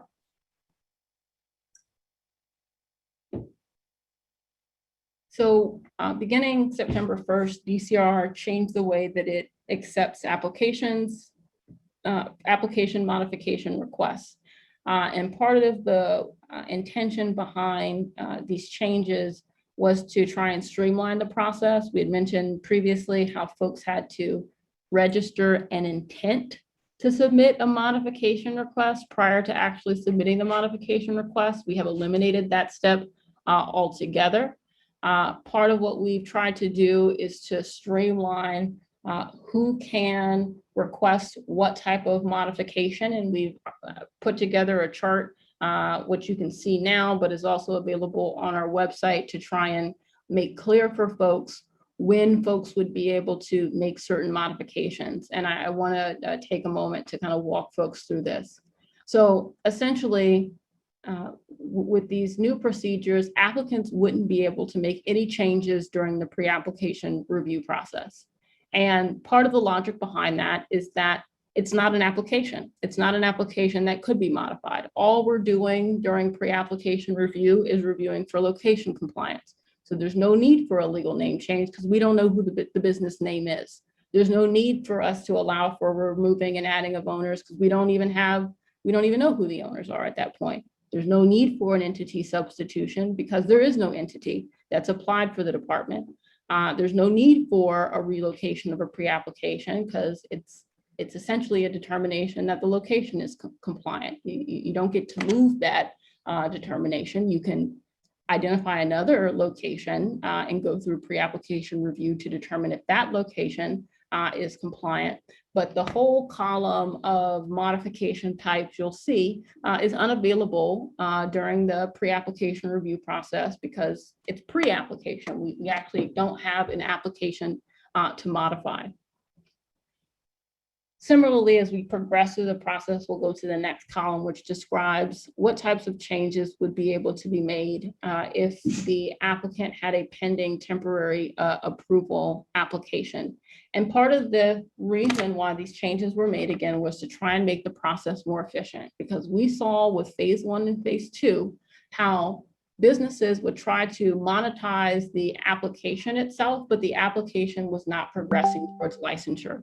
So someone may try to, add new owners over and over again, but that applicant themselves is not progressing through the process. So what we've done is limited the types of applications that are available to folks who do not have temporary approval just yet. We have not eliminated path forward for folks to move forward to make these different changes. However, some folks who are seeking to make some of the changes may need to do so by doing a new pre-application review. For example, if you needed to relocate as an applicant versus relocating as a licensee. So if we had an applicant that was pending temporary approval, we'd still allow them to do a legal name change. We would still allow them to remove commercial cannabis activities, to make changes to their business premises diagram, to update the fictitious business name, and to withdraw or cancel the application. However, it's not until someone received temporary approval that they would be able to make all of the modifications that are available. And part of the reason why we're doing this is because when certain application or license modifications are made, the system requires, and the process requires, that a new record be created. And when a new record is created, and this is really about our record keeping and to make sure we have clean records in our back office. But when a new record is created in the licensing system, it's important for example, if there is an entity substitution, this concept of entity substitution, it's a whole new business that's receiving a license. And so we need to make sure that we have updated leases that have this entity name. We need to make sure that the application that we have on file with the department includes all of the new entity information and doesn't make any reference to the old entity. So it essentially is a new application. It's a new record in the system. And so we've tried to have this process that allows the reality of how these application modifications are going to be processed with the actual system that we need to use in order to process these modifications. But that's the reason why there are certain limitations on what types of modifications businesses can submit as they progress through the process. Next slide.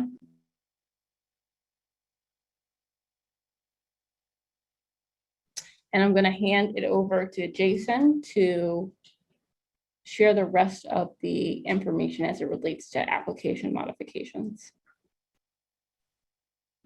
Thank you. So the next several slides will basically walk people through kind of what's required for the modification request process. Previously, DCR accepted intents to register for a variety of modification types on the same request. What we found was folks were basically throwing the kitchen sink at the modification request, and there were certain things within the modification request that were ineligible for further processing, which resulted in the entire modification request being deemed ineligible for further processing. So under our current process, a unique modification request must be submitted for each type of change requested. There's a different sets of modification requests. There's modification requests that change the underlying DCR record. And then there's modification requests that, if they're eligible for further processing, result in the creation of a new temporary approval record. And we'll get into that in a little bit.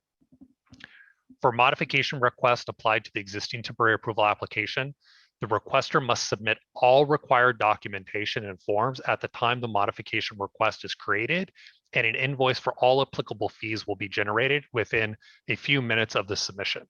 This was one of the things that stakeholders requested of the department, and we've amended the system to basically take everything in on the front end of the process and generate an invoice for the applicable fees to fully process the modification. One, it will make us more efficient because when the fees are paid, we'll have everything we need to fully process the modification request if it's eligible and compliant. And two, it means that applicants aren't wasting time going through an initial review, paying the invoice, getting confirmation that they can move forward, and then having to submit additional documents later and then pay additional fees later on. So everything's happening in a few steps instead of multiple steps now. For modification requests that generate a new temporary approval application record, the requester must submit basic documentation, the cover sheet, and the applicable modification form when the modification record is created, and they pay the initial review fee of $542. When they do that, DCR is committed to doing the initial review within 30 days of the payment. And from there, we'll either determine that the request is eligible for further processing. And if it's eligible for further processing, we will generate a new temporary approval application record. We will notify the applicant of what the record is. And then depending on the type of the modification request, the applicant will have 30 to 60 days to submit all of the required documents to the new temporary approval record.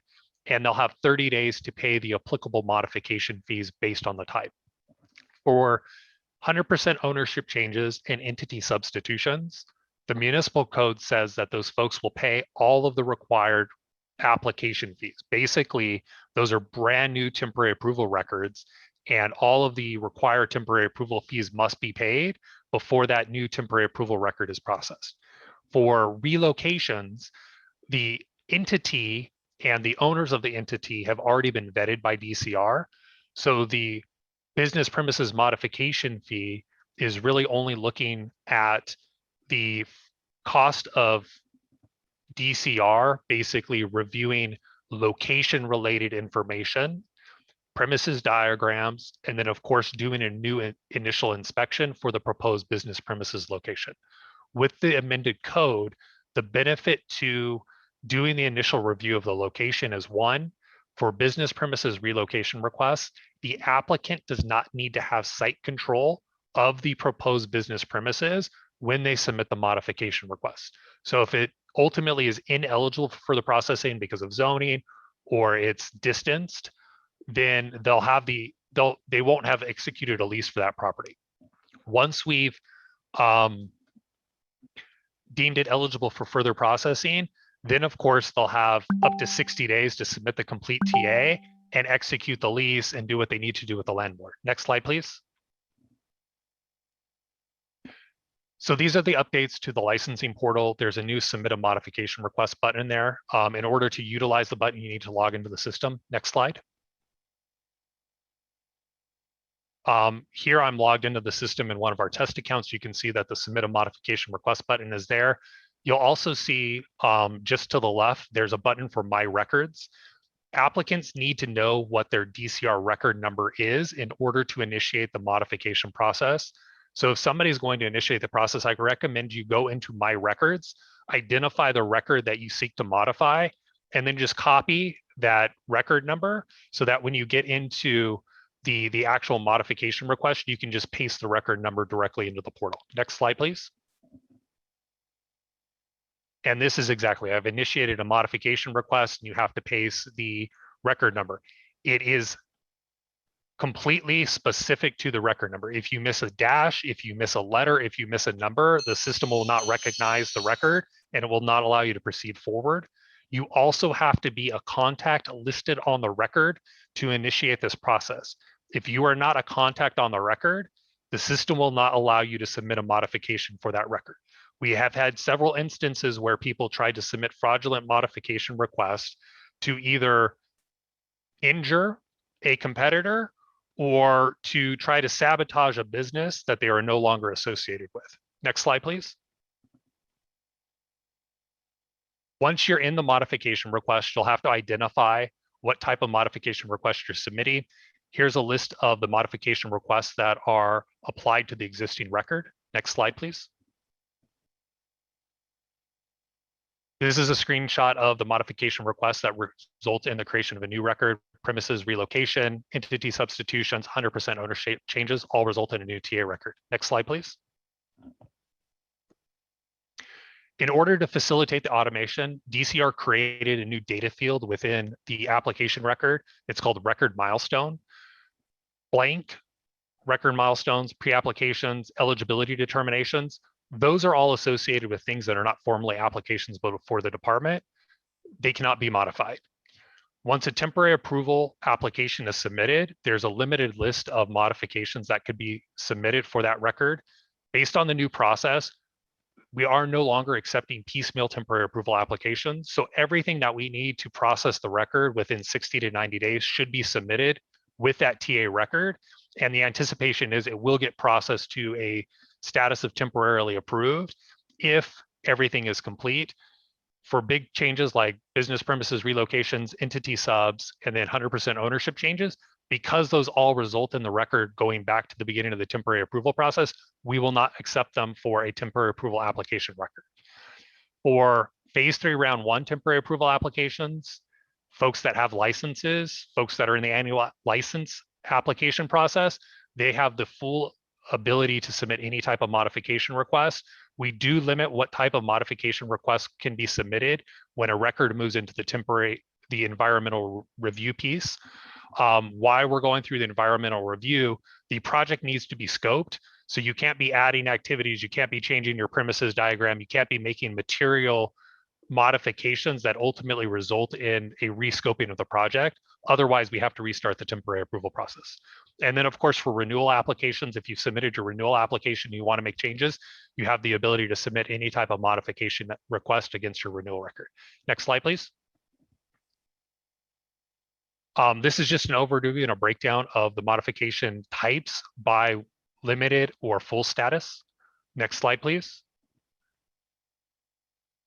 As you can see here, any modification type that results in the creation of a new record, you have to be able to submit the full modification type. So if you're a pre-app or a pending temporary approval application, you're not going to be able to make these kinds of changes.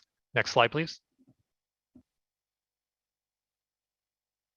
Now I'm going to briefly talk about the 2022 temporary approval renewal process. Next slide.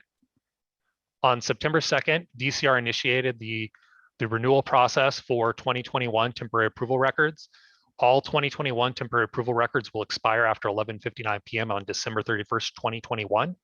As people have the ability to renew their temporary approvals or get temporary approval between now and the end of the year, those records will be updated to a status of eligible for renewal so that people can initiate their renewal record and then pay the applicable fees so that we can renew those records and then start issuing 2022 temporary approvals. In order to file a 2022 temporary approval application, a licensee must create a 2022 temporary approval renewal application record within the DCR licensing portal. They have to submit all of the required pre-application and temporary approval application documents in the current document format. And then of course, they have to pay all of the applicable renewal fees. If folks do not submit their renewal application by November 2nd, the amended code does allow for late renewals to be submitted subject to the payment of the expedited services fee. Next slide, please. As current records are going through the updated renewal process, you'll see a new record number ID format. This is already being applied to new pre-apps coming in. The big change is for record type after LA dash, we've created new letters to indicate what type of record it is. C will be used for general non-social equity applicant records. P is used for PCN records. All PCN records currently have to go be social equity applicants. So by default, they're a subset of the social equity type.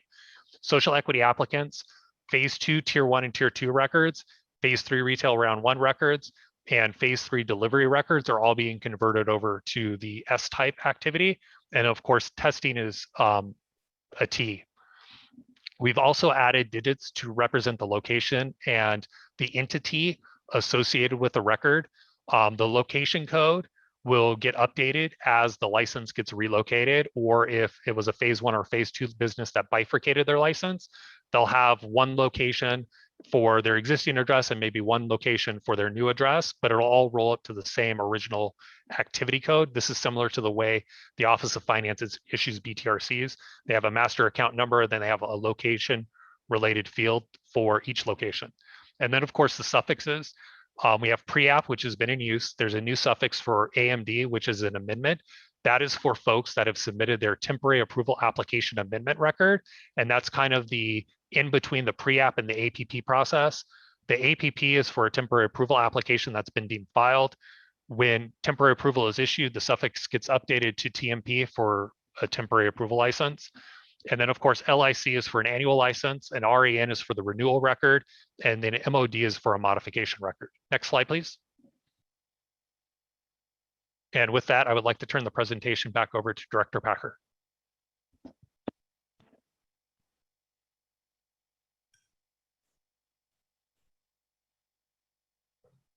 Thank you, Jason. I appreciate it. Commissioners, I now want to be able to shift into really briefly summarizing our response to City Council motion under Council File 21-1083. This was a motion that was introduced not too long ago, and we want to be able to respond to it because we recognize, and one, that there are many frustrations from stakeholders and associated with delays in the process, and want to be able to work with council and stakeholders to make sure that we're continuously improving our processes. I want to start by thanking City Council for their participation in the management of cannabis policy and programs in the city of Los Angeles. I think part of the challenge that we've experienced thus far is that for too long, we've had folks be inactive in this process, and we haven't always had the appropriate source support for the resources that we've needed to administer all of our processes. So I appreciate the energy that folks are bringing. My request to this commission, to stakeholders in the City Council, is that folks keep that same energy when it's time for us to have conversations about our budget process and proposal to make sure that we have the resources necessary. This commission knows the challenges that the department has experienced, particularly since COVID-19 and subsequent hiring freezes that have prevented us from filling our vacancies and administering some of our processes as efficiently as we could. But the reality is that even with the appropriate resources, if we didn't have a process that made sense, both the department and the applicants weren't going to be put in a situation to be successful. So I again want to reiterate thanking council, because we were successful in working with council both last summer and this summer, and making comprehensive changes to our cannabis procedures ordinance to allow us to have application processes that are much more efficient. For example, it's the department that recommended that all applicants be afforded the opportunity to receive temporary approval, not just phase 1 and phase 2 applicants. It's the department that recommended that applicants have the ability to relocate after a moratorium on relocation. We recognize how impactful that was to operators. It's the department that recommended standards for PCN so that there was some integrity in the way that council members were deciding which retail applicants would be able to move forward for the PCN process. It's the department that recommended license exclusivity to make sure that social equity applicants would have access to be competitive in the market, and made recommendations to move our eligibility criteria forward so that we were more intentionally targeting our social equity applicants. And it's been a collective effort. These were recommendations made by the department, supported by the commission, adopted by City Council, but it's these updated processes that are first going to allow the department to process applications in an expedited manner. So it's both a conversation about processes and resources. I say that for context because I know that a lot of the frustration that is illustrated in the motion that was introduced is reflected of past processes. And I want to remind folks, both stakeholders and City Council alike, that City Council just amended our processes in ways that were recommended by the department that would allow us to expedite our process. And these changes that were made by City Council were significant. It's part of the reason why we spent the last several months working to update all of our materials, to constantly utilize the Cannabis Regulation Commission as a platform to share these changes. And part of what we did beginning in July when the ordinance changes became effective was to begin to, and for the first time, to begin to try and articulate what we anticipated our processing timelines to be.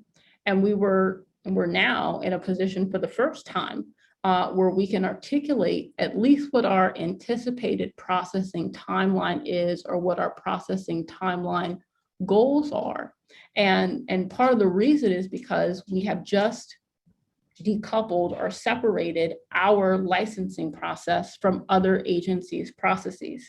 So previously, stakeholders, commissioners, council members may have asked the department, well, how long do you think it's going to take for an applicant to get from the initial application status to temporary approval?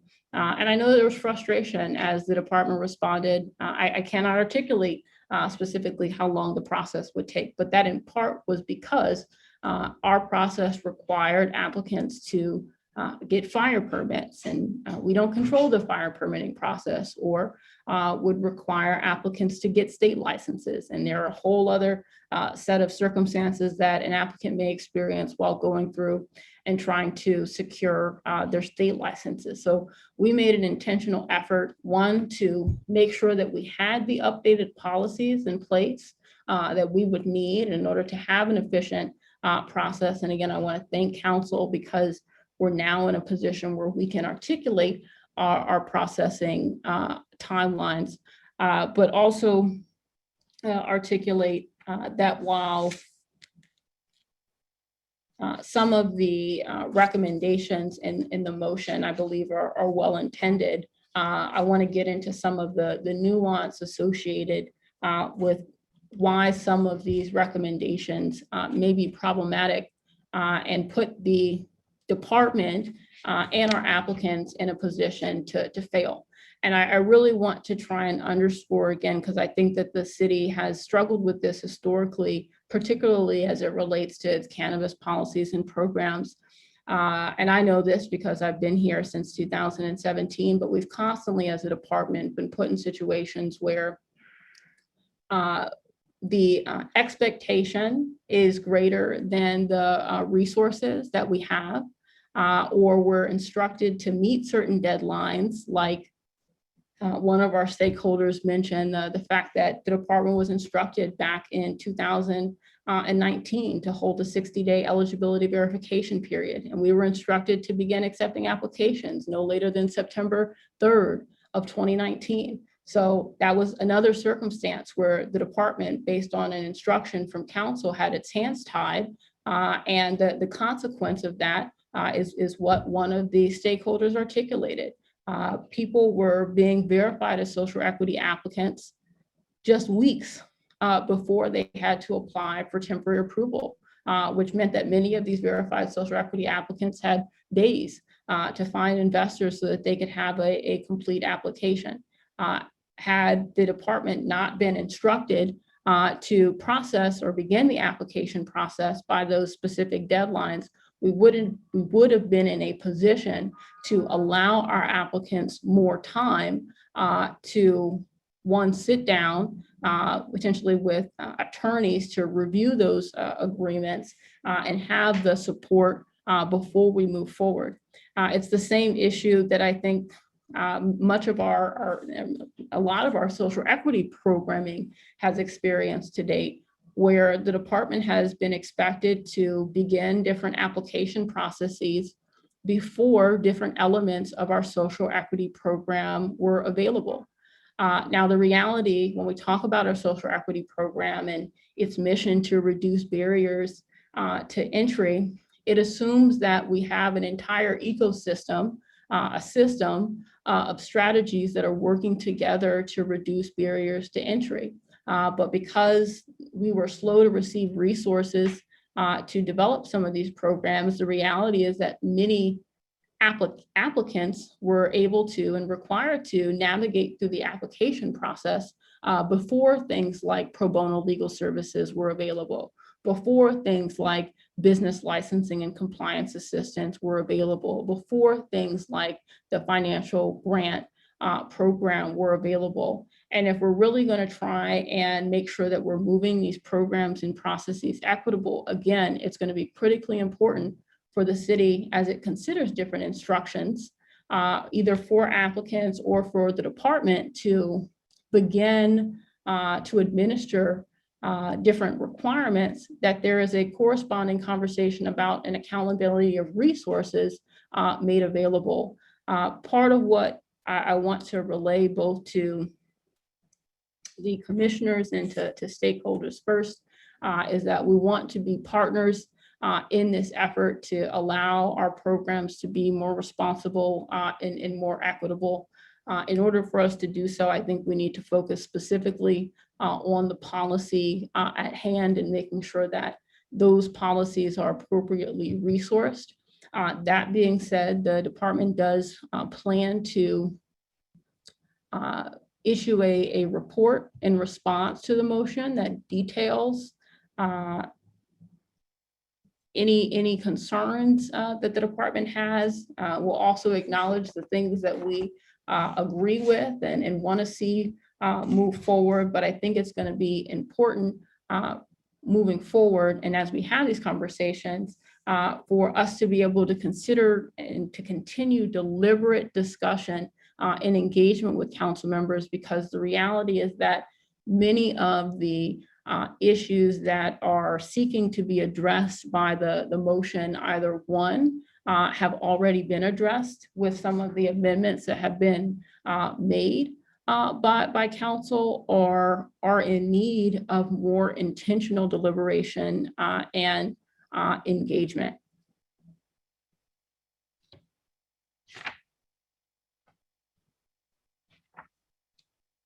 So as I mentioned, the department is going to release a report next week that details our response to the motion. But I do want to utilize the next few minutes to just summarize some of our response and to articulate some of the recommendations and actions that the department plans on taking in response to the motion, and some of the feedback that we've received from stakeholders as a result of the motion. Again, I first want to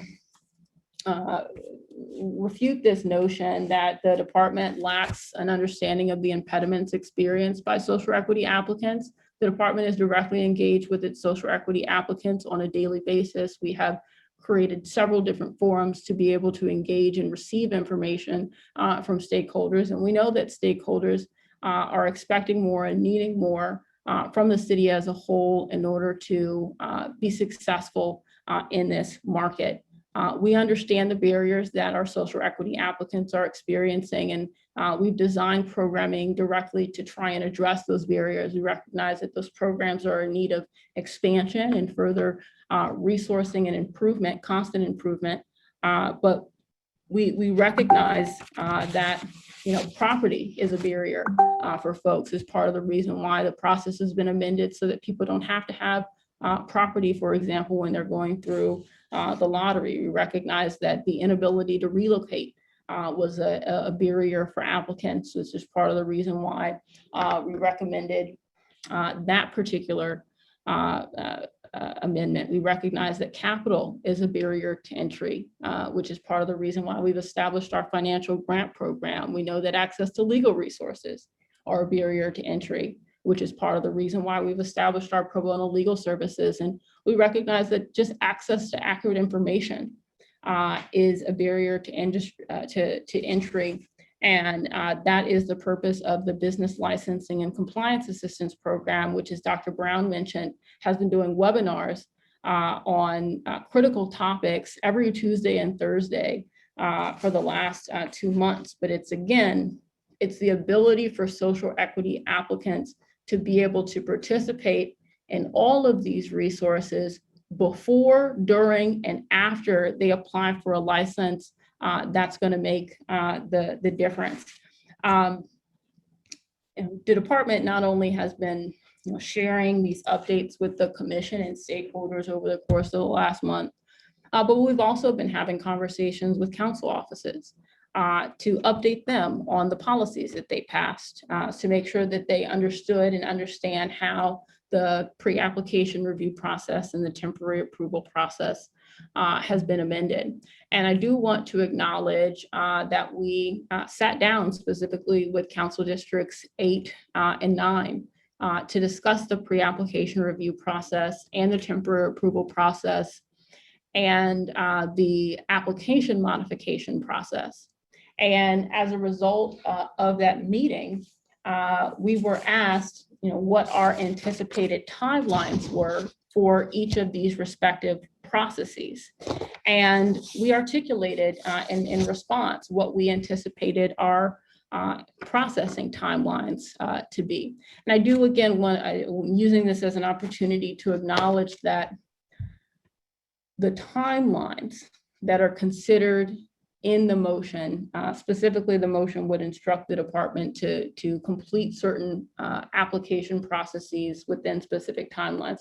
I do want to acknowledge that the timelines that are in that motion are reflective of what the department anticipated to CD8 and CD9 as our anticipated processing timelines and goals. And so I've had different stakeholders reach out and say, what do you think about these timelines? They came from the department. We acknowledge that these are our anticipated processing timelines, but the kind of general challenge with mandating the department to complete different reviews in a certain specified period of time is twofold.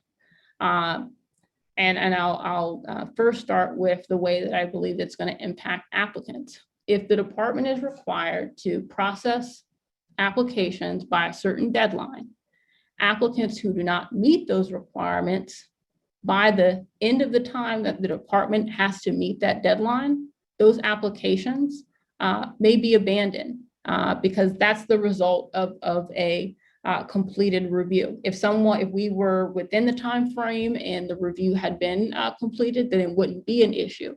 But when we're sitting here telling commissioners and members of the public and city council members that over 120 applicants haven't submitted information and that a specific subset of the folks who have submitted information haven't submitted complete information, I want to make sure that we don't have an unintended consequence where, because a deadline is imposed upon the department to complete its review and make a determination, if at the time we're making that determination an applicant hasn't met whatever the requisite requirement is, my concern is that this could lead to the denial or abandonment of hundreds of applicants, many of which are social equity applicants, and I don't believe that that's the intention. And so I want to make sure that there's further deliberation and discussion about what some of the legal consequences, the administrative consequences of some of these deadlines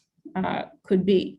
And first, started off with articulating how I think it's going to impact applicants.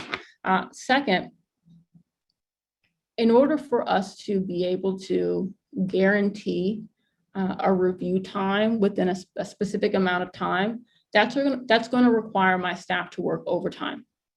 And in order for us to authorize overtime, it's going to be important for us to receive the resources necessary to fund the overtime that may be necessary to allow us to meet what would become a legally mandated deadline.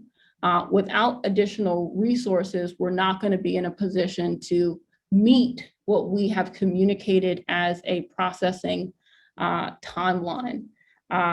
What we have discussed internally, and we'll get this to the next slide, I think that there's a way for us to articulate these processing timelines as goals. But again, if we're going to legally require this to happen within a certain period of time, it's going to be important that there be resources allocated to allow the department to fund the overtime that's going to be necessary for us to meet these particular requirements. Another comment just in general that I want to make about some of the language that's included in the motion is that it says that the urgency for these changes is in part because the city was recently granted $22 million from the state of California to help expedite cannabis licensing. And I want to clarify that that's not correct. The city of Los Angeles has not yet received $22 million to help us expedite licensing. I think if we were in a position where we had $22 million and had the authority from the city council and mayor to utilize those resources to expedite cannabis licensing, we would be in a position to meet what would be these proposed legislative mandates. But I do want to clarify for the record that the application was just made available on October 8th. The application is due on November 15th. The city of Los Angeles has not, the Department of Cannabis Regulation has not received these resources to date.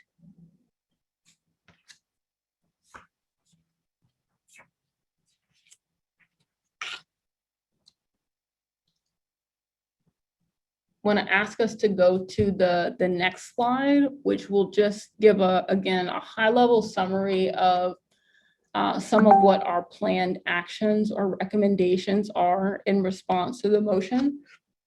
Again, we will be releasing a report which details all of that's included in here, but that gets into even more detail about the motion and our response. But some of these things are highlights, so I wanted to make sure that you're hearing it here first.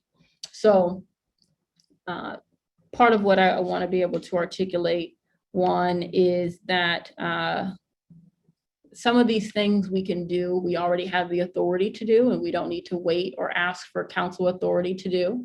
Other things are recommendations that would require a policy or ordinance amendment in order to be effectuated.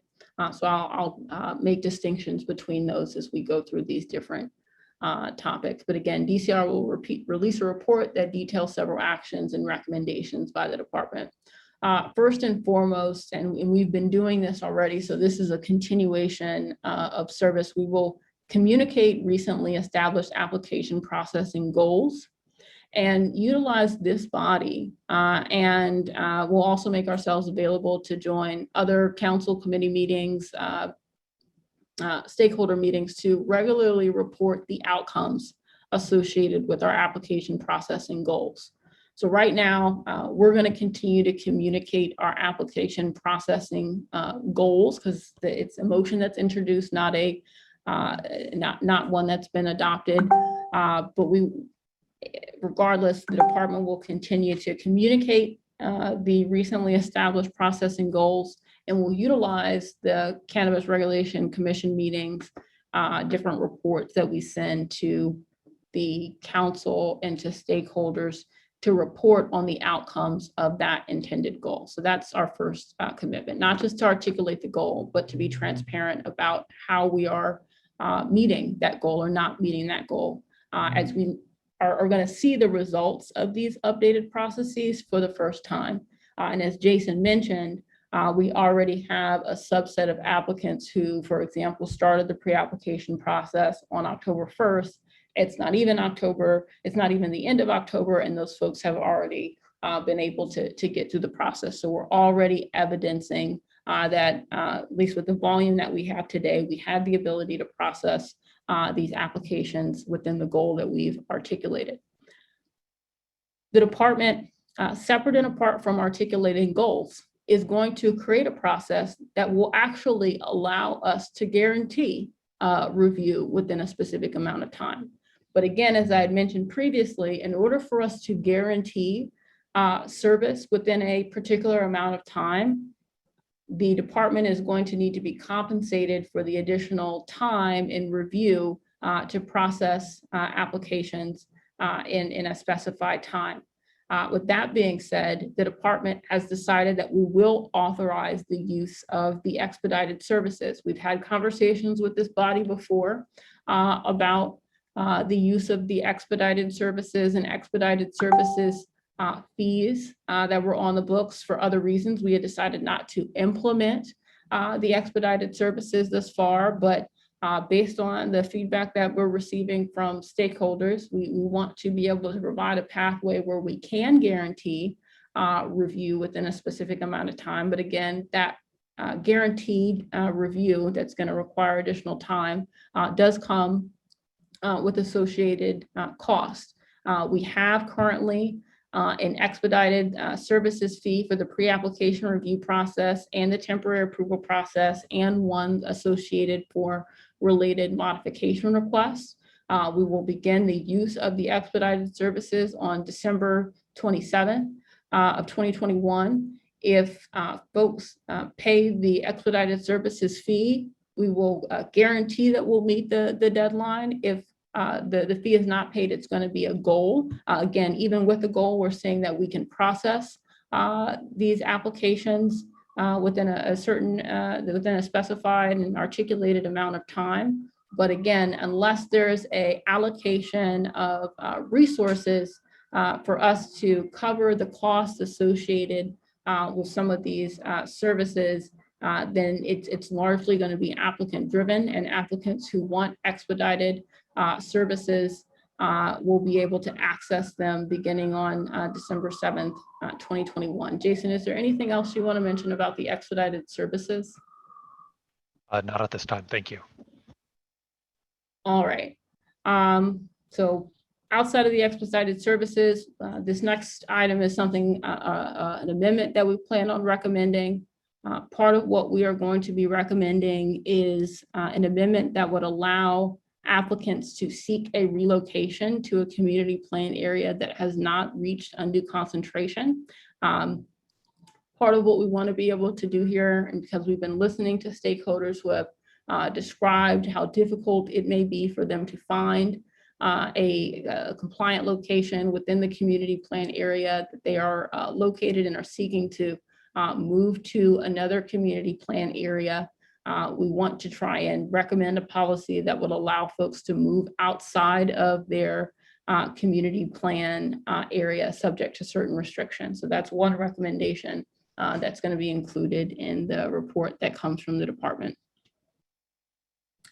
The next item that I'd like to announce, both for the commissioners and stakeholders, particularly those stakeholders who called in today expressing support for the motion because of some of the deadlines that the department had previously imposed. I want to communicate directly to those stakeholders and to this body that the department will be rescinding the December 31st deadline for phase 3 retail round 1 applicants to make modifications to their application. We will send a communication out before close of business tomorrow, communicating the immediate effectiveness of this particular rescission of the deadline.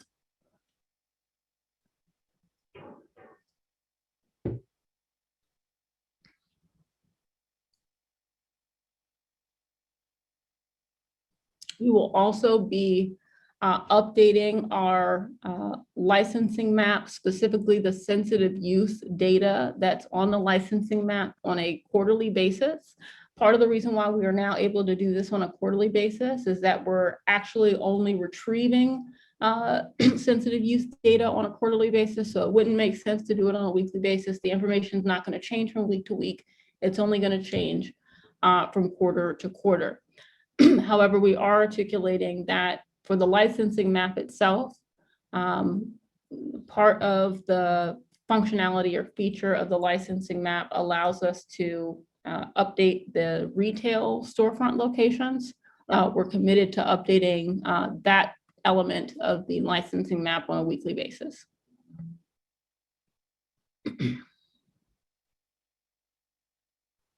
Separate and apart, we are going to be recommending technical amendments to the municipal code to align our local process with the state's process. Specifically, there have been changes to the state's definition of owner and financial interest holder in foreign entity. We plan on addressing all of these changes and how we should change them at the local level in our report.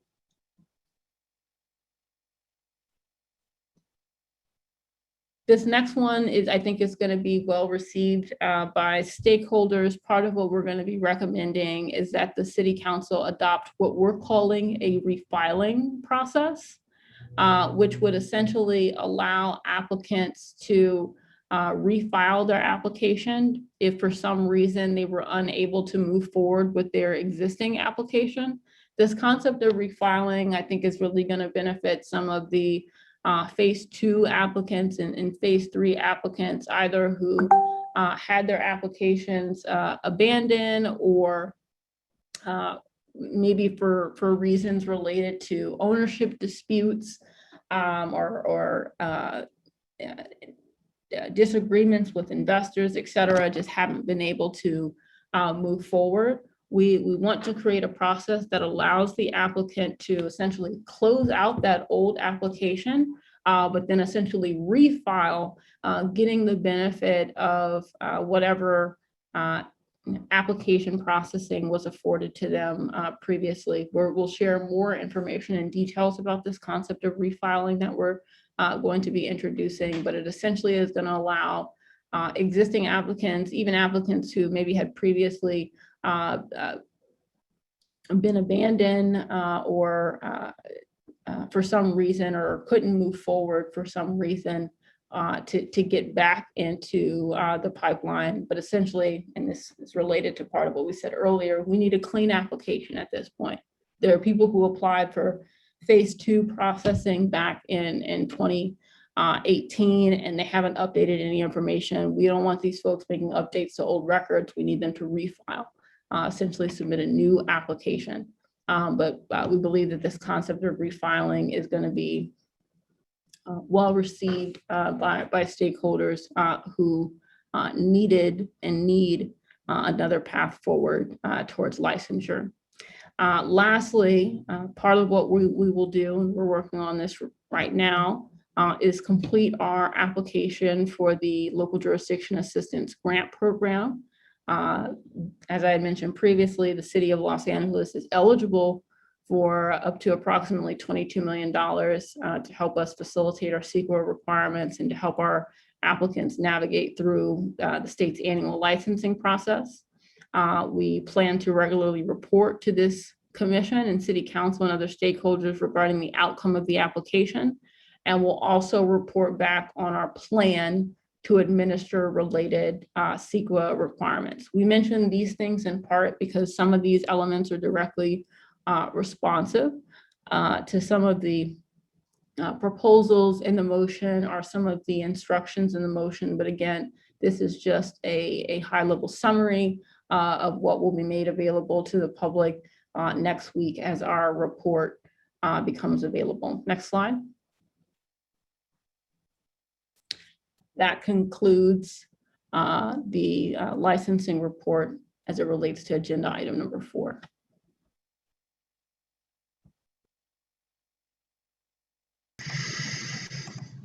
Okay, thank you, Director Packer, for that very robust report. A lot of information to digest in there, a lot of timely information, a lot of great updates. With that, I'd like to open up the floor for discussion and deliberations with this commission. Anybody want to start? Hi, this is my Superintendent Mason with horrible sound. It's so much content to absorb. And the council file reads as a performance improvement plan in any other setting. And I do appreciate some of your responses. I want to go back to the eligibility part versus the temporary approval part. And are you benchmarking that aspect, those two aspects of your process with any other municipality within the state of California?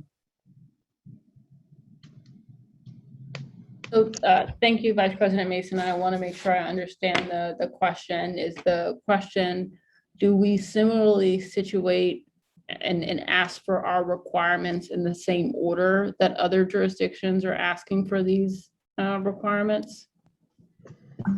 That's one way to interpret the question, yes. Okay, what is the way that you'd like me to interpret the? Well, that's essentially it. Looking at each component of that beginning phase, how does it compare with what other municipalities are requiring? And I guess what I'm looking for is whether or not we're slower because we require so much in the order that we require it, or are we more expeditious in that sense? Because when I think about equity, I'm always thinking about access. And in this case, access seems to be extremely expensive and extremely slow. And I know that's not definitely an unintended consequence of the social equity program. Yeah, and thank you for that clarification. I understand the question.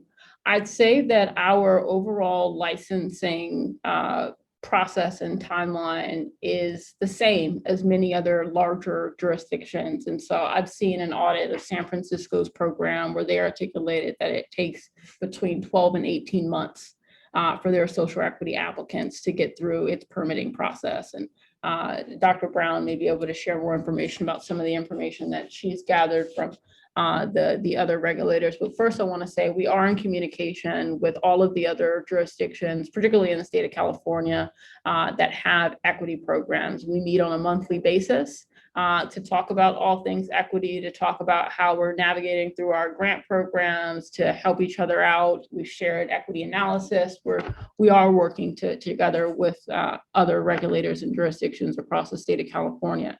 But what I'll say is that each jurisdiction is unique. We all have our own requirements and processes. What is making the city of Los Angeles now an outlier is that most other jurisdictions still require their application process includes other permitting agencies. So you're not going to get a license from the San Francisco Office of Cannabis Management until you go through all of their clearances with their Department of City Planning and their fire department and their building and safety department. So because we made that specific change where we have a standalone process, that is going to uniquely put us in a situation where technically applicants are going to be able to get our temporary approval much quicker than they would get anyone else's approval. The caveat and kind of catch-22 to that is that even though we're issuing temporary approval before we receive evidence that those requirements are met, those requirements haven't been waived. And if we find out through engagement with a fire department or through building and safety that someone is operating in violation of their requirements after we receive temporary approval, we can rescind or revoke that temporary approval until corrections are made.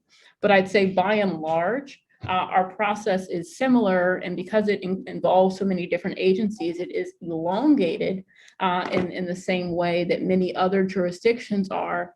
The difference is that we're 100 times, 10 times, 15 times bigger than many of these jurisdictions with the volume of applications that they have to meet. But I want to say, and I can comment on Oakland and San Francisco, they both have processes that require this two-step process where people are first being verified as an individual. And then after the individual is verified, there's a separate process to verify that the entity applying for a license meets the program's requirements.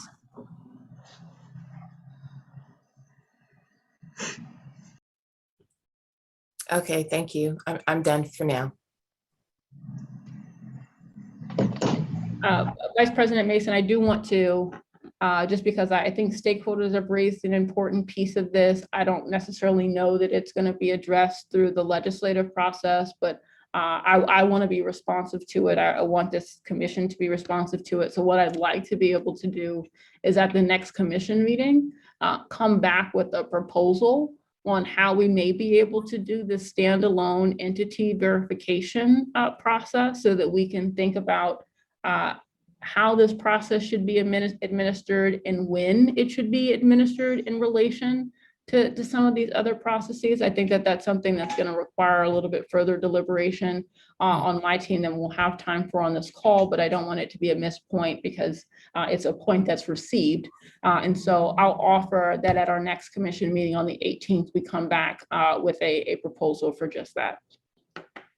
Thank you for that. And not just that process. I believe that this body should be looking at any aspect of the process that in the way of getting these licenses approved in an expeditious manner, because time, and between September of 2019 and we're now 2 years later, a lot of money has been lost.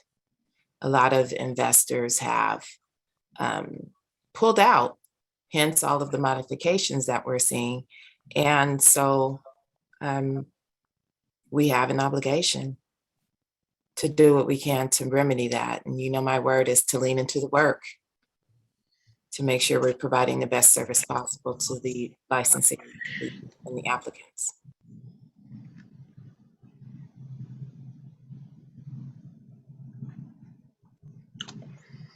Thank you. Any other commissioners have any comments or questions? Commissioner Naro. Yeah, thank you, Vice President, for your comments. My perspective on this, I just think in City Hall, there also needs to be more knowledge building among the council member staff, because sometimes when I engage with different council member staff, they're all over the place on their knowledge of even the social equity program. What we're doing, what we're not doing, the application process. I think even I struggle to even try to understand it, but at least I get the full knowledge building here in this space with the staff. You do great work to educate me about the process, but is there a way? Because I think some of this may be because the council offices are on different levels of understanding and of knowledge building. And I know, I get it, they're dealing with so many issues now, and sometimes they deal with a lot of issues simultaneously. But is there a way to have regular educational sessions with staff members of the different councils that can take the time to be point persons for the cannabis policy, so that way they can be caught up to speed? Because my concern is this council motion, how much of it is a lack of understanding and knowledge on some of the council members about the process. Thank you, Commissioner Naro. I appreciate that. I want to let you all know that it's our intention to be able to continue to expand our engagement with all of the stakeholders that we serve, including our city council members, to share information with them. We do our best to be as responsive as possible to council members, but I recognize that we also need to be proactive in our sharing information with council offices. I'll let you know that part of what it's looked like, at least over the course of the last several years, is that we've tried to organize these meetings with council offices, not necessarily on a quarterly basis. It so happens that we're really meeting with all 15 of the council offices more so every 4 months, just to check in. But I did want to let, and with particular council offices who have a more direct interest in cannabis policy or have concerns as they relate to cannabis policy, we meet with more regularly. For example, Councilmember Harris Dawson, who chairs the plum committee that the department reports to, we have standing meetings with that office every other week. Now, sometimes those meetings are canceled, but that meeting exists on the books, and we have access, and those council members have access to connect with us. I also want to share that we also try to intentionally structure sharing information with council offices as new information becomes available. So within the last 3 weeks, we've actually met with 11 of the 15 council offices to give them the same presentation, much of what you received in these last several commission presentations, so that they could understand how the licensing processes have been updated, and what programs are available, and how they can get involved and appropriately let their constituents know about the services and resources that are available. So just in the last 3 weeks, we've met with 11 of 15. We have intentions of meeting with the additional 4 to do the same type of presentation. But I agree, Commissioner Narl, to the extent that we can not only meet with council members, but even just share regular updates with them via email or send them the same news bulletins that we send to the public. We've invited them, for example, to all of our workshops that we're hosting. But I agree, when I read the motion and also earlier versions of the motion, it seemed as though there was some disconnect about the policy itself.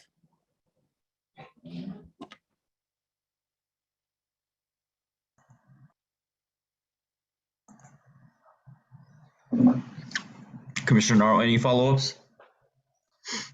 No, thank you for your response. And because I read different things into the council motion. I just, I think some of it, I just see like they're probably not on the same level of understanding and knowledge. And I appreciate you continuing to engage them. And but it's a two-way street. They gotta also be willing to, when you receive information, you gotta be willing to digest it and try to understand it and follow up as well. But thank you so much. Thank you. I don't see any other hands raised, so I'll go ahead and make some comments. I think in general, when I first saw this motion, I think I had a few things going on in my head, but I think, ultimately we all want the same things.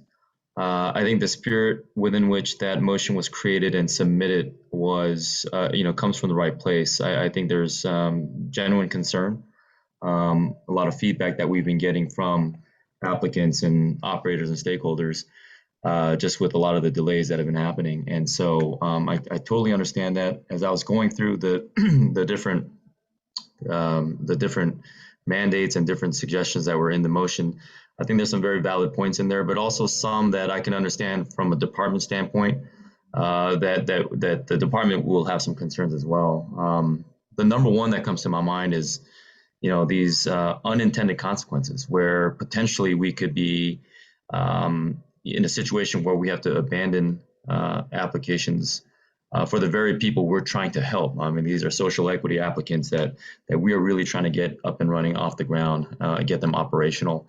So, I think as we're going through that analysis, I think we've just got to make sure and try to identify and then also properly communicate that to the staff and also the members themselves so that they fully understand the larger picture and what's really at stake here, because we really have to figure out a way that we accomplish the goals of expediting and streamlining the process itself, without ultimately, hurting those very applicants we're trying to help. And so I think, that's kind of my general takeaway from the motion.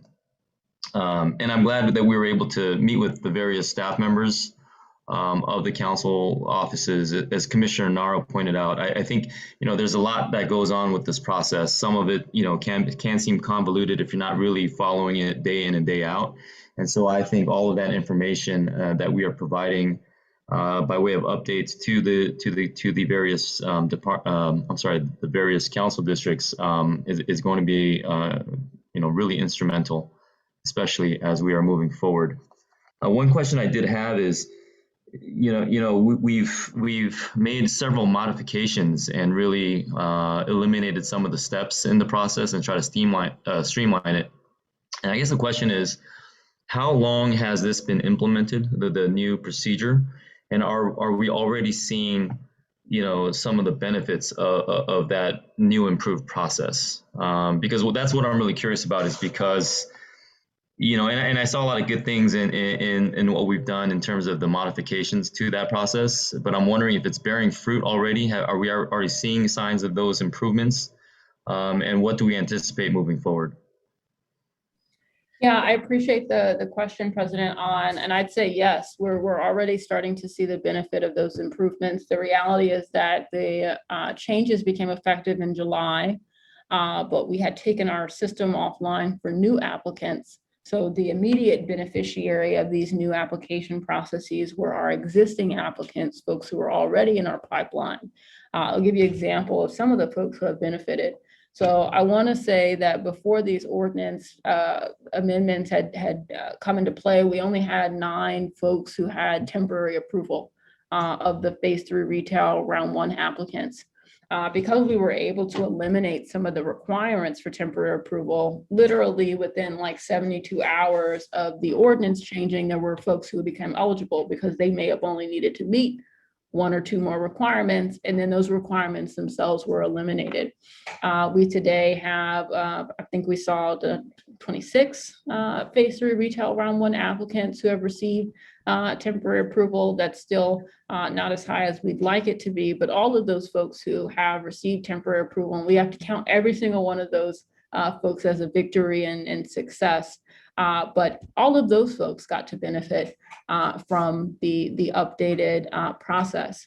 I'd also say that part of what we did was update the way that we process application modifications. And this had been a very an issue that I think lots of folks were frustrated about. I think that frustration is evidenced in one of the instructions that's in the motion that says, within 15 days of this instruction, DCR shall complete a review of, and then it lists these different categories of applicants. Well, this instruction is moot because we have actually already completed the review of all of those applications.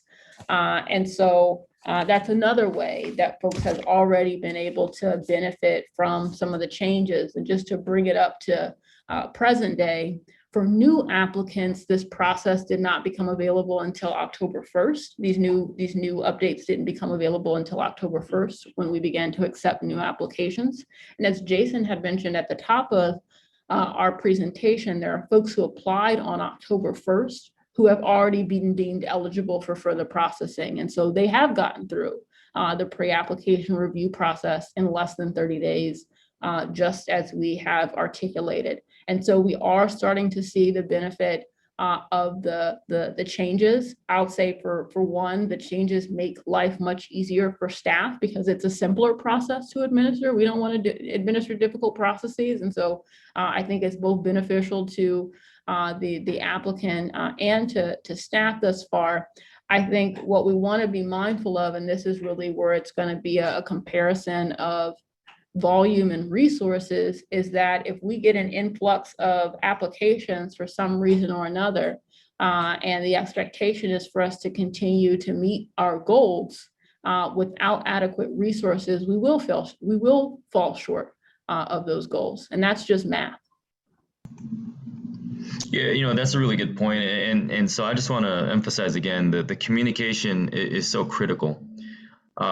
We've got to lay this out properly and deliver that message effectively to the members so they fully understand, again, the bigger picture of it all. And nobody knows that, I think, better than certainly you, Ms. Packer, and our staff. This is what our staff has been doing day in and day out, and they've been working very diligently. There's just a lot there. A lot of additional extra steps I think that we have now successfully eliminated. Things like decoupling from the state processes and freeing up the city process to move forward. Things of that nature I think are going to be very helpful moving forward. But again, it's just, I think we're just going to have to talk this out because, and there, there's going to be some, reasonable minds can differ as well. And so those are the points where I think we just got to sit down and talk it out, and putting the applicants first and foremost beyond anything else. But again, I think we all have that objective. We are all on the same team and we're trying to get there. But the question is, how do we get there? And that's where I think we're going to have to massage certain points and have those discussions. One other area of concern from Mr. Clean's report, it was said that, and I don't know if it was, how many, it was over 100 or so applications where the applicants did not submit documentation, which holds up the process. I'm also aware of incidents where fees have not been paid. And so again, that is something that has been slowing down the process. But what's concerning is these are things that are within the applicant's control. And so I'm wondering if we have any idea as far as what the reasoning is, or what's causing these delays or this inactivity. And what I'm ultimately getting at is, is there better messaging or better communication that we can do to help make sure that applicants understand that their application is not going to proceed until they do X, Y, and Z? Because something like paying the fee, unless there's some hardship, I mean, that seems to me that should be done right away in a normal situation. But I'm just wondering if we have any insight as to what is causing some of this inactivity. So I think Vice that President Mason, before you answer his question, I kind of want to insert a question that complements what he's asking. And I know staffing has been an issue, but when people apply, are they assigned a dedicated caseworker, for lack of a better term, to help them through the process and follow up with them throughout the process? And so there, I'm done. that's a perfect question, Vice President Mason. So yes, all of our applicants, once they pay their fees, if after you submit an application and pay the corresponding fee, all applicants, when your application is filed, you are assigned an analyst. And that analyst should be able to let you know what your application status is. They're the one that's actually reviewing the application. They should be able to communicate any deficiencies in the application once that review is complete.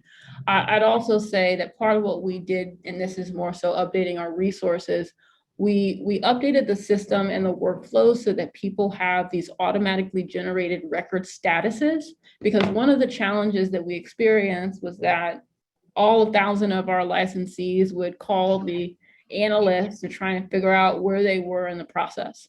And that took away a lot of capacity. This is part of the reason why we had communicated several months ago that we were actually going to need to close the office down on Fridays, so that we didn't have to spend time responding to all those inquiries, so that we could actually get the review done.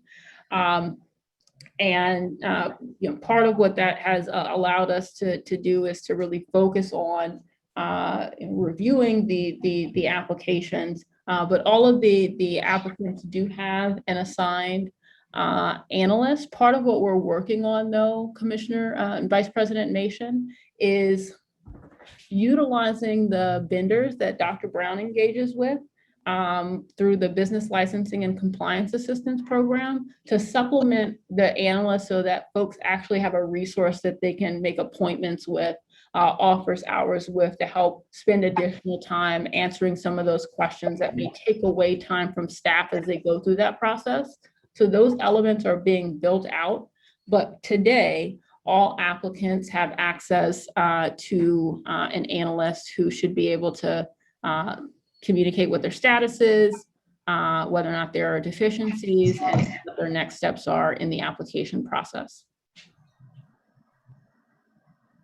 To get to your question, comment, President, on, I think that there are several, and if there are 120 folks who haven't submitted any information, there are 120 circumstances that are going on. And part of what we've tried to do is to utilize different communications tools to do outreach to these applicants, whether it be email, whether it be phone call or text message campaigns. To one, we try to survey all 200. We're talking specifically about the Phase 3 Retail Round 1 applicants, to survey them to figure out why they are where they are in the application process, and if there's anything in particular that is preventing them from moving forward. We've done this through some surveying that's been made available through the social equity program.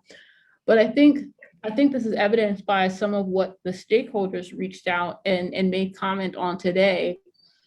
We have social equity applicants who are in disagreement with the owners that are on the application. And I think because of those disagreements, it's preventing the application as a whole from moving forward and making any progress. This is, I think, what some of the social equity applicants were describing as, investors would rather tank the application than make the modifications necessary for the social equity applicant to move forward. And I think that is at least a part of what's going on with the 120 applicants who haven't been able to move forward. I also want to articulate, part of what I think is going on, and this is just a reality, is that the city of Los Angeles did not utilize a competitive process to identify who these applicants were. So we didn't select applicants based on their ability to run a business or to get through the licensing process. We had eligibility criteria based on income and cannabis arrest or conviction or living in a particular area. And so the reality is that we may not have selected the most competitive pool of folks who are moving forward, although some folks in our pool are extremely competitive in the process. And so there may have been folks who participated in the process because it was for some a lower barrier to entry, but they simply haven't been able to progress.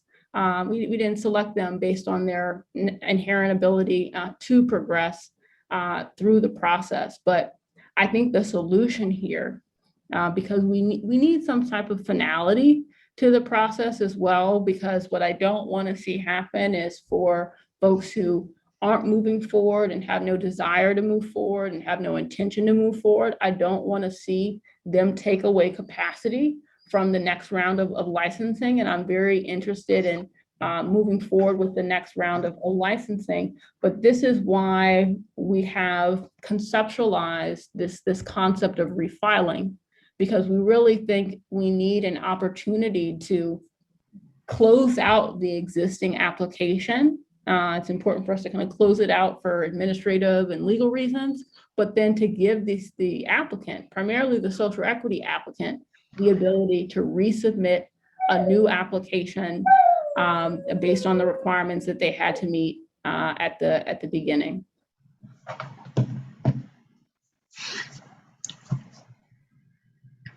Okay.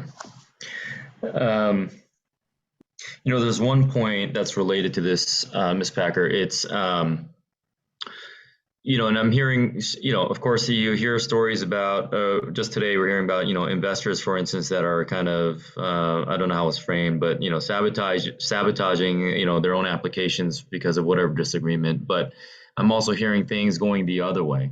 And so I think we as a department have to figure out a real balanced approach where, and this is where I'm getting at. For instance, if you have an investor, right, and let's say there's a social equity applicant, and for whatever reason, they want to renegotiate the deal, or they have the ability to close out that particular license application and start a new one, that's going to result in really endless litigation.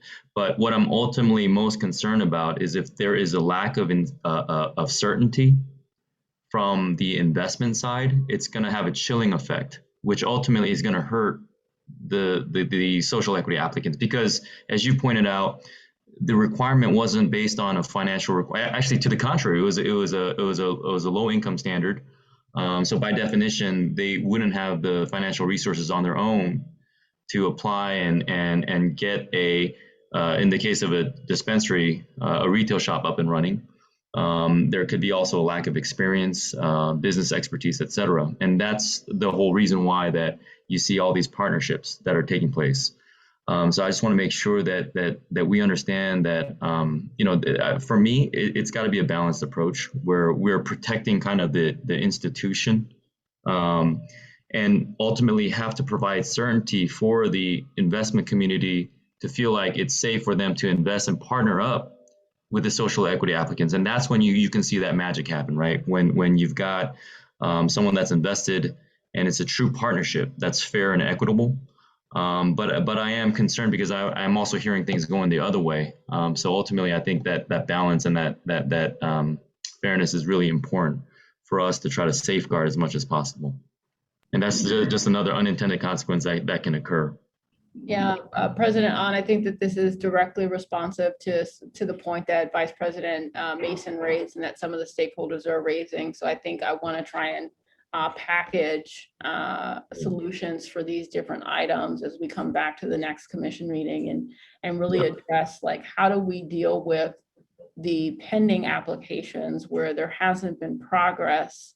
And I think that is going to be directly related to this concept of refiling, but also a consideration of whether or not we can create a standalone entity verification process that may take place before an applicant applies for temporary approval. I think that all of these things are related. So I'm glad that they were raised by leadership of this body today, but our commitment is to come back at the next commission meeting with a proposal. I'd also like to offer, I don't know how quickly this particular motion is or is not going to move through council, but we can make ourselves available at the next commission meeting to walk through our report and to answer any questions that folks have about the report. Again, I'm not sure. Things could move through council quicker than our next commission meeting, but if that's not the case, I'd at least like to offer to walk this body through our formal response report, to walk stakeholders through the response report, because I'd like to think that the motion that was introduced is the start of a conversation so that we can tackle some of the many issues and opportunities that we have today. But we want to, as you mentioned, President On, I think it's going to be a balancing act. It always has been, whether it's resources and demand, or trying to balance the interests of social equity applicants and non-equity owners, or the impending annual licensing process and our temporary approval process. It's all a balancing act. We want to make sure that we do this responsibly and equitably. So that's our commitment.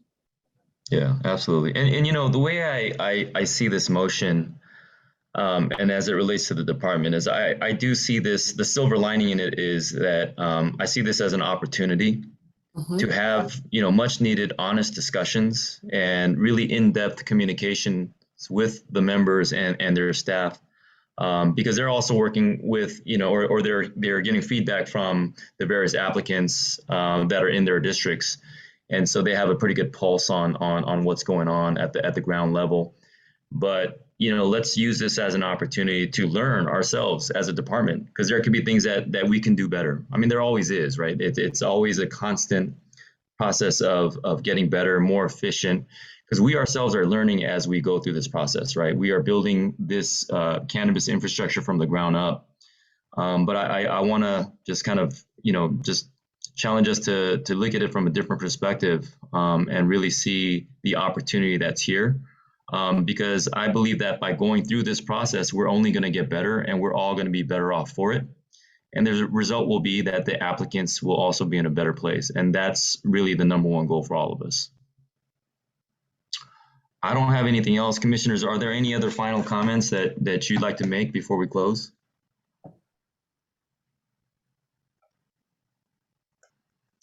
Okay, seeing none.